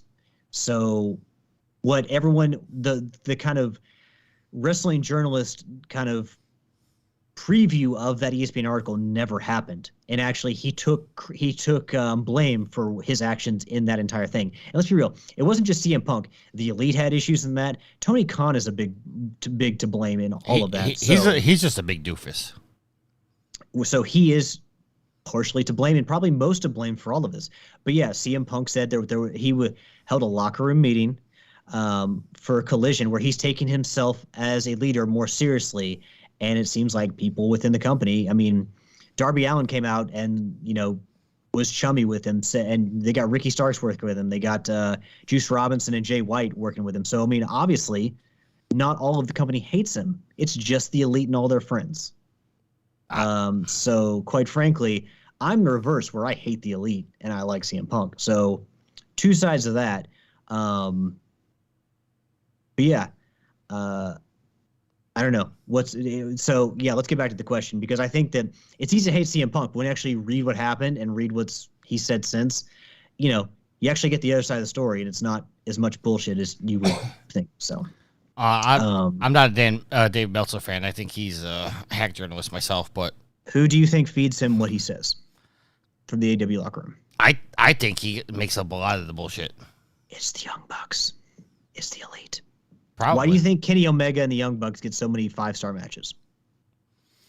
All right, let's get back to the question here. So, obviously, I would pick a young superstar to beat CM Punk in his final match. Ricky Starks got a win over him a couple weeks ago, but it was, he was holding the ropes. So they got this whole thing going where Ricky Starks is holding the ropes to get wins. He did that to Darby Allin this past week in a tag team match. Ricky Starks and Christian versus CM Punk and Darby Allin. Let's see, who am I going to pick? Young guy. I don't know. I like both Ricky Starks and Powerhouse Hobbs, but Ricky's already kind of beat him. I don't know. It depends, because obviously if you're Tony Khan and you're picking someone to beat CM Punk, who's, you would assume CM Punk is going to finish his career in AEW since he's in his mid-40s. You might pick MJF, but is MJF going to stay in AEW, or is he going to go to he's going WWE WWE. eventually? He's going to WWE. So, honestly, I might pick a guy like Darby Allin. I'm just trying to think who's in there. I mean, Will Hobbs, CM or Ricky Starks, maybe a clean win. Darby Allin. Those are some of the people on my short list. But I'm trying to think of young guys who could pull it off believably. And those are. I don't think Sammy Guevara should do it. I definitely don't think Jungle Boy Jack Perry should do it. So if not MJF, which I think MJF would be a good person to do it. Will Hobbs or Darby Allin. All right, Saber says CM Punk will put over young talent better than most. Yep. Thanks, TC. But apparently now he's trying to find a hidden word as well. All right. So, do you have an opinion about this matter? I don't even know if you are a wrestling fan. Are you? I've stopped watching wrestling a long time ago, which is why if I'm going to have to make a choice, I'll say CM Punk is out there doing a monologue saying how nobody can beat him. And the only if somebody can come out here and beat him, then he will quit forever. And suddenly you hear the glass shatter. Out walks Austin. Double finger salute. Stone Cold Stunner. Pin. Done. Another bald guy. Tricky, do you have any opinions on this? Because you are a big wrestling fan. Well, I don't watch AEW at all. The only time I watch AEW is when I'm watching highlights on TikTok. And I don't know. Just I apparently on Collision this week, MJF and Adam Cole, apparently there's a bromance going on with them, and everybody expected MJF to turn on him, on Adam Cole, and apparently he was going to do the belt, but then the friendship won out. I don't know. There was a tag team title match between FTR, the best tag team in the world, and MJF and Adam Cole. MJF even said after the match, it's on video, that FTR is the best tag team in the world. So I guess the Young Bucks hate him now too. Bunch of babies. And then after the match, like you said, Adam Cole had turned his back because MJF was really upset about losing the match. He thought it was all his fault, and he grabbed the belt because he threw it down. He grabbed the belt after Adam Cole turned around, and it looked like he was going to hit him with it. And then Adam Cole said something about like knowing it was going to happen or something like that. MJF drops the belt, and they hug it out. Anyway, but back to I don't know, because who in WWE? Let's say maybe CM Punk after AEW goes to WWE for a time. I don't see him going under Triple H's reign, but. Well, here's the thing. He was at Raw a couple months ago, and he apparently made amends with Triple H and The Miz. So. I didn't know he had beef with The Miz. I don't specifically know. I mean, he made a joke about calling MJF during one of their budget their promos, Miz. A budget the less Miz. famous Miz. Yeah. Yeah, but apparently, I mean, he talked to Hunter, and they, I don't know. Like, I'm all about the old guys putting over the young guys as talent, but some decisions are just I can't see, like Undertaker losing the Roman Reigns. Like a lot of people saying that loss is what made the Bloodline become more believable, is because he beat the Undertaker, but he also beat an old, decrepit Undertaker. And I love Undertaker. Like, he's one of my favorites. I still think he has the best interest in the business. But I don't know. I don't watch AEW enough to pick any of their wrestlers, and as far as WWE goes, there's nobody up and coming other than maybe why can't I think of his name? I just blanked on his name. Street Profit guy. Not Angelo Dawkins, but Montez Ford. Montez Ford. Montez Ford, yeah. I think Montez Ford has a strong future. Yeah, they thought. I mean, I thought they would have split him off by now and made him a single star, but that may be in the future. But I will say. Well, apparently the Street Profits are joining the new version of the Hurt Business. All right. So. I mean, they fucked up by breaking up the Hurt Business in the first place, but if they can reform it and make it good again, I'm all for that. Last thing I'll say about why I am a CM Punk fan. One, he loves dogs. He loves animals. Also, he is a big supporter of women's reproductive rights. He wore a lot of T-shirts saying so on national broadcast for AEW. Also, during a six-man tag with him and FTR, they pulled a fan into the ring that had a sign that said support LGBTQ plus youth. So I am definitely going to be on that guy's side.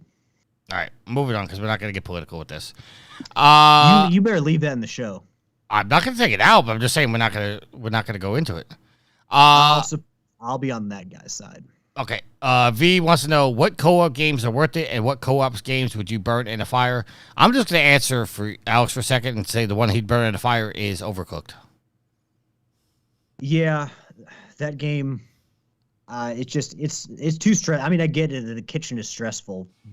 We finished watching The Bear maybe about 2 weeks ago, and I got so much anxiety from watching that show. Just everyone yelling at each other and just all the stir and commotion in the kitchen. So is it a good show? It is a good show, but I mean, all of them yelling at each other. It's just like, my God, it gets overwhelming at points. But it is good, and it's very well acted. So the cast is really good. I liked the main character when he was on Shameless. Yeah, so I mean, they do. It shows everyone's softer side too, and the show is good. You should watch it, Tricky, or at least give it a chance. Oh, I will. Barrel through the first couple episodes because, like I said, when everyone's at odds, it does make the show hard to watch at times because you're just kind of wanting harmony. But it's kind of like quick camera cuts in some wresling productions. It's kind of jarring, but over time things settle down and the business gets going. So, all right.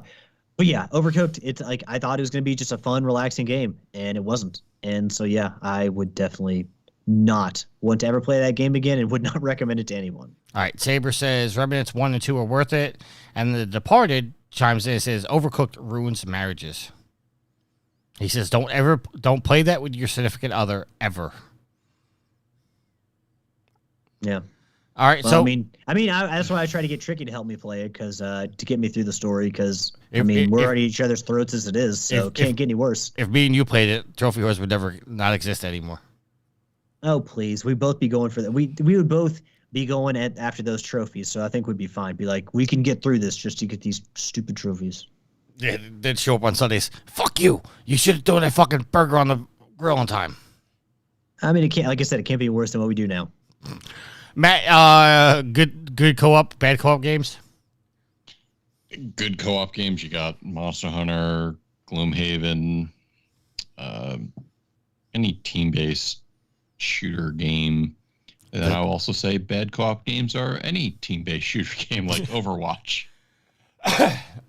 Good co-op game. Of course, I'm going to say The Division. Bad co-op games. The Division. No, I don't know if it's a co-op game or if it's a competitive game, but I would say any of the Mario Party games. Those ruin and marriages too. Yeah, those aren't co-op games. Those are because there are essences like where the mini games are randomized where you can have 2-on-2 or 1-on-3, but it's everyone for themselves. You're vying for places, so it's not a co-op game really. Oh, okay. So I'll change my answer. Oh, what? The Mario Land or Mario World side scroller ones where you can play with multiple players on screen, because if you don't keep up, it locks the screen and you fall off the jump you just made. So your partners have to be in sync with you. There is one game I'm seeing on TikTok lately where apparently you're two people attached by a rope and you have to swing. I'll find. I'll That's Unravel 2. No, it's not Unravel. Oh, maybe it is Unravel. You're not talking about the little colorful string characters. You're not talking about the Like there's a red one and a blue one and a yellow one. The yarn game. Yeah, Unravel. That's not the one I'm talking about. This one is like maybe like 8-bit style graphics. I don't know. I'll find it if I come across it again. I'll find the name of it. Departed. Thank you for the Twitch sub. Appreciate that. Oh, I did want to say, since I said the co-op game that I would like to throw in a fire, I need to say the one that I really liked. Okay. It Takes Two. So even though Ashley is not great at the platforming aspect of video games, because we definitely had our moments there, we were butting heads. That game is very, very fun and very, very good.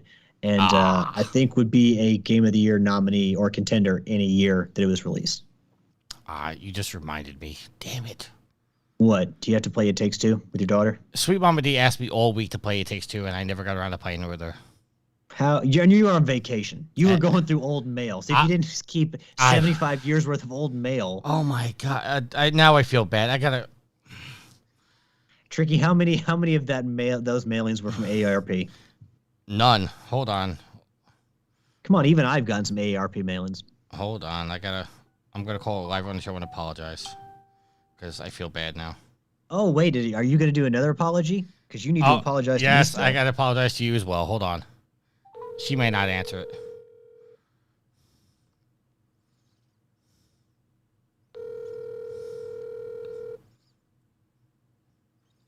I feel bad now. I feel really bad. She's not gonna. I guess we know what you're doing tonight. She's not answering. She is so heartbroken she won't even answer her phone.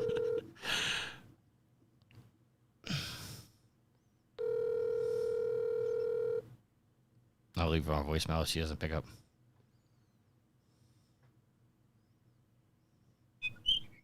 Hey, sorry I didn't answer. I will try and get back to you as soon as I can. Thanks. Hey, baby girl, I'm sorry. I'm doing the podcast now, and Alex just reminded me that we never played It Takes Two, and I want to apologize. I'll make up for it next time you're here. I love you. Bye. And Alex, yes, I need to apologize to Alex. Alex, I don't remember what I have to apologize for you for. The Stranded Deep auto pops. Oh, okay. I'm apologizing to Alex because the view from the outside looks like I gaslit Alex in the fact that I told him I didn't have the platinum, and I got the EU version first. I legit thought I had the EU version when I was talking to him, so I made the mistake, but apparently I did the North American version, so Alex was right, what he called me out on, and I need to apologize because I was wrong. But in my defense here, Alex, when you have two different regions of games on your system, it doesn't tell you which one it is. So I thought I got the EU one. I got the North American version, so I apologize. You were right in calling me out. It wasn't a glitch. Well, thank you. And I don't really care. That's the thing is, I don't really care if you do it. Like I said, just own up to the fact that you did it. I am admitting to it, but you are. And I want to give credit to Rick because Rick also called you out on this. Because I had just let it settle, to let the dust settle. And Rick came in like a fireball. I was like, nope, Tricky was wrong. Yeah, but I wasn't gaslighting Alex. I legit thought I had it. I got that one. You actually had Jared thinking that I had done that I had auto popped when I actually had not. I've never even played that game or opened it. I know that's the best part because Jared doesn't follow the community as much, so it was fun to make him think that. All right, last question come from Curtis is, now that Xbox One and Series X has themes, customizable backgrounds for the home screen, why does the PS5 not have it when the PS4 and 3 did? It's coming. It just, they've always released those after a year or two after release of the systems. They're coming. Yeah, but that should have been here by now. Like, they could have done it technology-wise. Well, we said the same thing with the 4. It does come. For some reason, that's not the focus of them until a year or two after the system's out.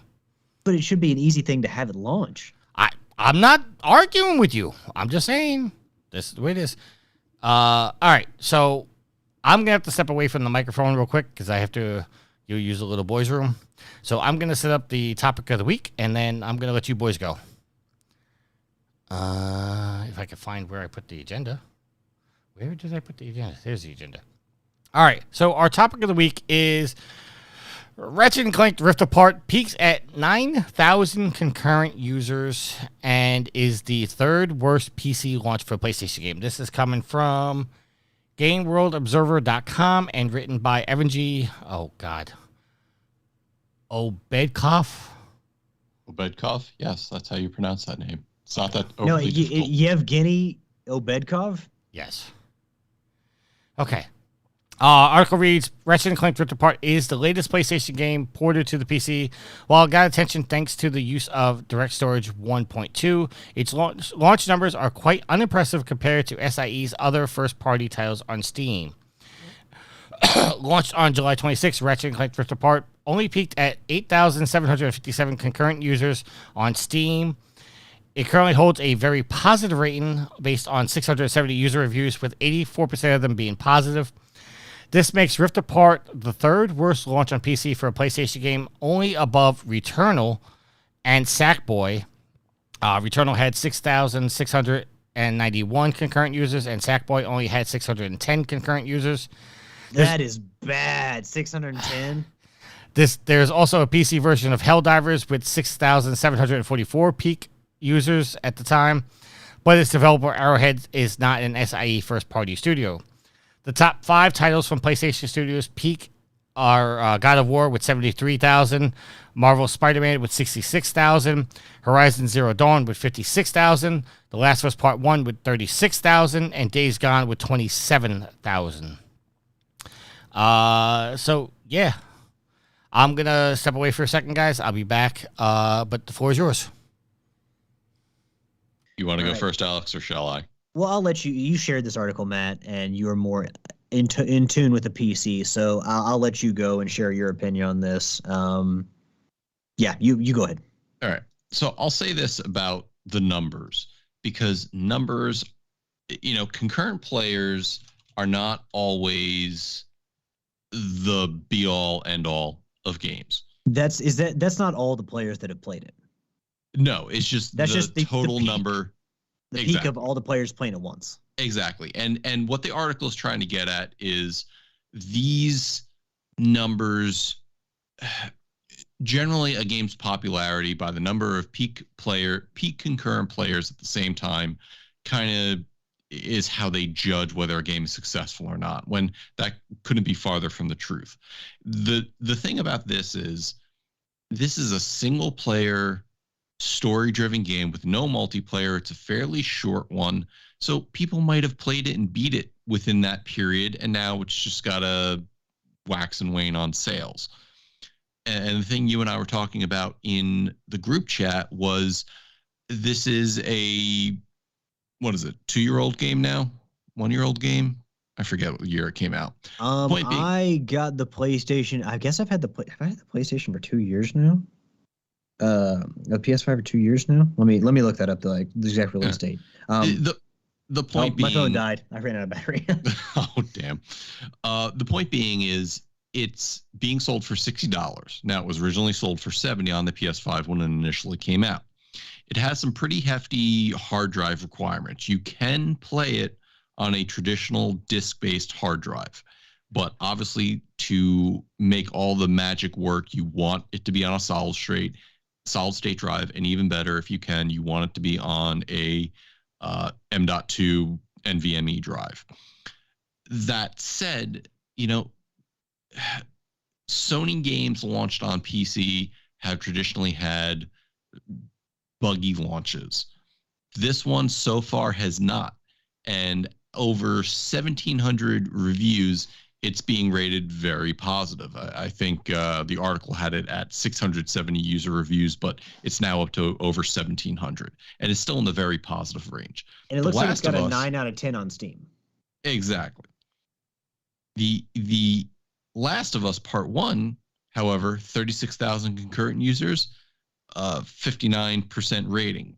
It's mixed. People hated The Last of Us on PC because of how buggy and broken it was. So concurrent users is not going to be should not be the basis for success of a game. I think over time people are going to keep picking up Rift Apart just so that way they can play it. And it doesn't necessarily mean that they don't have to pick it up first thing. But that should be said, the price is also a turnoff to some people because it's being sold for $60. God of War and Horizon, I think, came out for $50 when it came out. Meanwhile, Spider-Man and Last of Us came out as $60 games. And we know the quality Spider-Man and what it did there. The end result is not as many people like Rift Apart as perhaps Spider-Man or The Last of Us, even though Ratchet and Clank has had a long, long lifespan. So I don't think it should be panned as far as, well, it only had 9K concurrent players on Steam. But compared to some other games, the fact that it has a very positive rating still after the first couple of weeks means they launched a solid game. It wasn't broken or buggy as hell. And that's something I think the team should be proud of. Yeah, because this was Insomniac working with Nixies to get this ported over to the PC. And Ratchet and Clank is one of those series, I'll put it up there with Mario as far as like the quality, the standard of quality. It's pretty reliable. When you get a Ratchet and Clank game, you kind of know what you're going to get, but the gameplay and the visuals are always fantastic. They're always outstanding. So in that way, it's kind of like Mario, where Nintendo always puts out a good Mario game and always puts out a fun, polished Mario game. Same with Insomniac and Ratchet and Clank. Now, Ratchet and Clank has been going for 20 plus years, and some of the fervor for it might have, died off. I think most of the games, tapped out sales-wise over 1 million copies. So, they were always good for a certain amount, but they were never one of like the highest selling PlayStation games. But always very reliable, always very fun. And yeah, I mean, with the scores that they've gotten on this, the reviews, I'm sure the game will keep selling. I'm sure on a Steam sale, you can best bet if anyone didn't pick up Ratchet and Clank Rift Apart when it's on the Steam sale, maybe next summer or maybe the holiday sale, I guarantee a lot more people pick it up. So I understand the kind of concurrent user figure as a way to determine the success of a game. But overall, what matters is the sales of a game, how much money a game brings back into the developer, into Sony. So the lifetime sales obviously matter far more than the concurrent players. I guess the concurrent players are just an easy way early on to determine how popular and thereby how, in air quotes, successful a game is. Yeah, and it's interesting because any argument you make against it, be like, well, it's a single player game, so maybe not many people playing it online at the same time. But so was Marvel Spider-Man, as well as Horizon and Last of Us and Days Gone and God of War. So all these quality single player games, I think more along the line, it just kind of appeared out of nowhere. I don't recall any article saying more than maybe the past few weeks that they were saying, hey, we're working on Rift Apart for the PC. It just kind of sprang up, at least in my mind. So I'm not entirely sure what drove the release date, why they picked now, why the marketing was not as in-depth as it was when it was on the PS5. So there's so many factors that play into this. But I mean, the thing you will say is Sackboy Big Adventure having 610. That, I think, was more... The game wasn't very good in the long run. Look, here, I heard that there were some pretty difficult platforming challenges in there, and look at your mascot. It's Sackboy. Like, they're trying to turn Sackboy into the mascot for PlayStation, and it clearly didn't work. I mean, I'm not saying the Little Big Planet games aren't good, but... I mean, the fact that Astro is kind of the new mascot for PlayStation says volumes, and the fact that they tried to port this to PC and, the concurrent user base is 1/10 the size of Ratchet and Clank, and we're sitting here scrutinizing Ratchet and Clank, not a good sign for Sackboy and for Little Big Planet. But yeah, it may be one of those things where, I mean, Sony releasing games years after they have on their platform, I mean, you do get, especially, it was released 2 years ago. You're correct, Matt, in June of 2021. you do get people who have said, well, I've waited this long to play it. I can wait a little longer. And maybe they, play something else they've been looking forward to, or they play something else in their backlog, and they can wait to play Returnal and Ratchet and Clank. They don't have to go right away because they've already waited for it. They didn't get to play it on day one. So that could also be another thing where you wait too long and people's excitement, yeah, sure, they'll get to it, but not right away. The interesting thing is I saw a lot of Reddit comments being like, hey, this is great, but what about the other Ratchet and Clanks? Why can't we get those available? I don't want them to be stuck on old systems. I want to be able to play them on PC.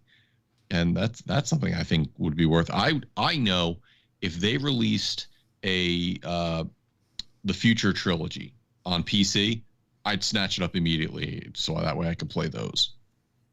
Yeah, because I think that as good as Rift Apart is, Crack in Time maybe still be the best Ratchet and Clank game. And we're talking about Ratchet and Clank. You've got so many good games. I mean, Going Commando, Up Your Arsenal, Tools of Destruction. There are so many good Ratchet and Clank games. The 2016 Ratchet and Clank, but A Crack in Time may be the best one of all of them. So That's blasphemous. why is that blasphemous? Because What is your favorite Ratchet and Clank game? What do you think is the best one? Rift Apart. I thought you were going to say All for One. No. I mean, that's a good game, but it's clearly a different style than the traditional Ratchet and Clank game, and it just, I don't think, as good. All right. Just getting back here. Just want to make sure I catch up on all the messages. All right, we're all caught up. Tricky, let me ask you, since, Yes, sir. again, you don't comment on a lot of these stories, you just let us bump our gums about it. Like, do you think this is a story, or do you think this is a non-story? Well, I mean, I'm sure we all cringed, like as Matt said, when we saw the concurrent players for Sackboy, but for a game that's got a very good review score and usually sells pretty reliably, do you think this is any big deal? No, I don't. I was listening to the show, so I heard what you guys were saying. I think Matt is absolutely right in the fact that concurrent viewers.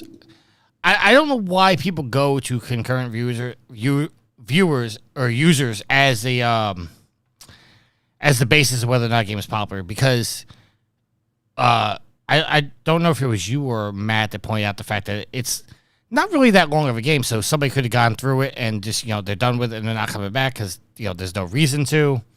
I mean, that you could replay the game again and get the Omega weapons all powered up, but yeah, but I mean, on PlayStation, you only need to play through the game once to get the Platinum Trophy. So, if you're a trophy hunter, or if you just want to get to the end of the game, you're right. You don't need to go back into the second playthrough. Matt, maybe you'll be able to answer this for me. Are there achievements within Steam for these games or no?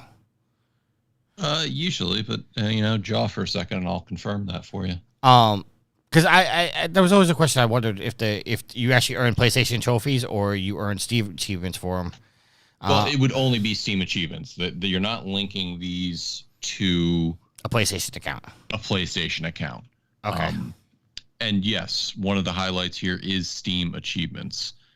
47 Steam achievements, which 84% of people who played the game got Rift Apart, which I'm not sure which one that is.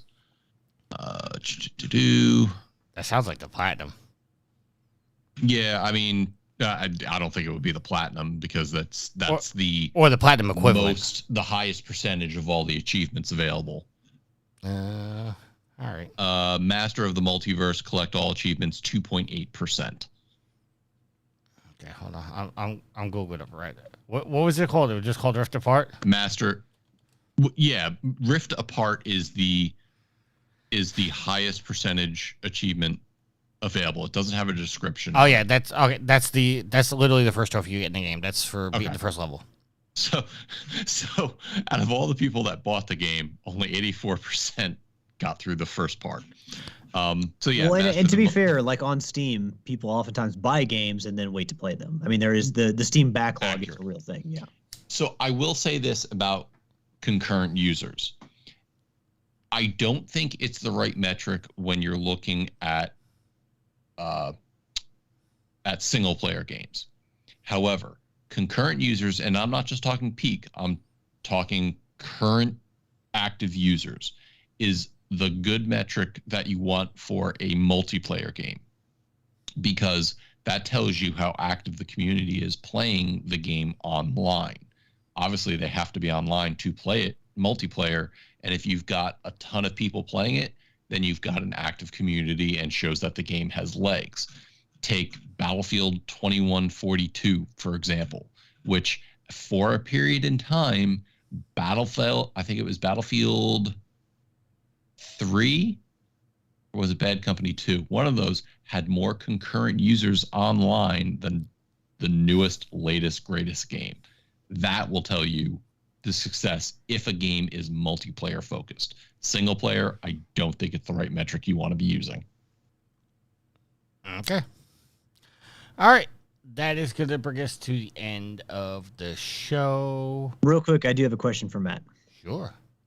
Matt, real quick, the next game that I think I'm going to play for on the PlayStation 5 is a little game called Hotline Miami. It's part of the PlayStation Plus catalog. Do you have any experience with this game, Matt? You said Hotline Miami? Correct. I played Hotline Miami 2 a little bit, which it's over the top, violent, stylized. You remember the old school Grand Theft Autos, the top-down view? Very much like those. Yeah, I've seen videos, I've watched trailers, and I was just curious if it was fun, if you had any thoughts on it. Yeah, it did help me kill, a little bit of an afternoon when I played through some of it. It is difficult. It's not simple. You will die a lot trying to figure out the best way to get through the levels. Fair enough. I know it's combo based, because you got to get you're given grades at the end of every level, so a score is a big part of it. So figuring out the best way to almost like a puzzle aspect to it. So yeah, you got to figure out the right way to engage the enemies. If you go through the left door and kill them, suddenly the guys came through the right door behind you and killed you. Okay. Do I got to go engage them first then? Or do I got to kite somebody out of a door first to kill them while waiting for the people from the right door? It's entertaining in that aspect. Yeah, I think there is a trophy for dying a certain number of times. I do believe it's 1,000 times. So yeah, they do expect you to die quite a bit. Yeah. All right. That's all. All right. Let's close it out with some shout outs. Matt, we'll start with you, sir. Shout out to my wife V for being the social media manager, for doing all the awesome things she does, for letting us have this awesome house with all of the awesome gaming stuff we have in it. Shout out to everybody in the chat, Departed, Saber, Kalai. I saw some other people come in. Who else did I miss? Dupes, who didn't say anything. Dark Knight. For All Mankind just came in, didn't say anything. Lion of Yara came in, didn't say anything. So welcome all you folks, and big shout out to the Channel 3 community. For those of you who don't know, Channel 3 is a social media game website where basically, as Twitter's imploding and you want to come over to a nice open group that talks video games and has gamified social media, come over to channel3.gg and find me under the name Ender Phoenix and follow and, see what we have to offer. To be fair, Twitter has been imploding for months now, maybe half a year. Rightfully so. And it's still a thing. Well, it's called X now. X is the thing, yeah. Well, we'll see how far that gets them. Yeah, I've definitely seen there's been some struggle to get that name changed over. Well, because apparently Microsoft owns that trademark. well, also I think that the App Store iOS rejected the change to X. So they weren't gonna let them change from Twitter to X. Well, it's changed on my my Android, so. Okay. Shout out to Tricky, Alex, Yield, who couldn't be here tonight. Thank you guys. This has been fun as always. Alex, your shout out, sir. Give a shout to the community, our awesome community, the fuel to the fire that is Trophy Horrors. Without our fantastic folks backing us, the people like TC, Dupes, just so many other people who make our community great. Gareth, who holds the annual rarity event. Yeah, just awesome work from everyone. Good to see Kalai in the chat. But yeah, thank you to everyone who supports the show. You all are the reason that it's still going strong. So again, thank you for continuing to support us. Give a shout out to my fellow host. Yield could not be here tonight, but give a shout out to Tricky and to Matt. Even though Tricky was a little late, and Matt showed up first. See, I was the baby bear in the middle. I was just right. Give a shout out, last but not least, to my loving and awesome girlfriend, Ashley. I love you, hun. Thanks for helping me tote the dog around in her chariot, aka her wagon, because walking is harder for her now. But yeah, that's going to be it. All right. In lieu of my normal shout-outs, I'm going to do one special shout-out. Just know everybody that was in the chat and people I normally give out. I'm thinking of you, and I appreciate you guys popping in. But I only have one shout-out this week, and that is to a family of mine. You guys heard one of the members on the show, Rebe. You guys know. I want to give a shout-out to Dorothy, Michael, and Michelle. Mike and Michelle recently lost their father a couple days ago. Want to give a shout out to them. Dorothy, who was married for 41 years. So I just want to let you guys know you're in my thoughts and my prayers. And we're gonna miss you, Richie. So with that, we're all too young to be losing our fathers, so that's awful. I'm sorry to hear that. Yeah. So if there's nothing else,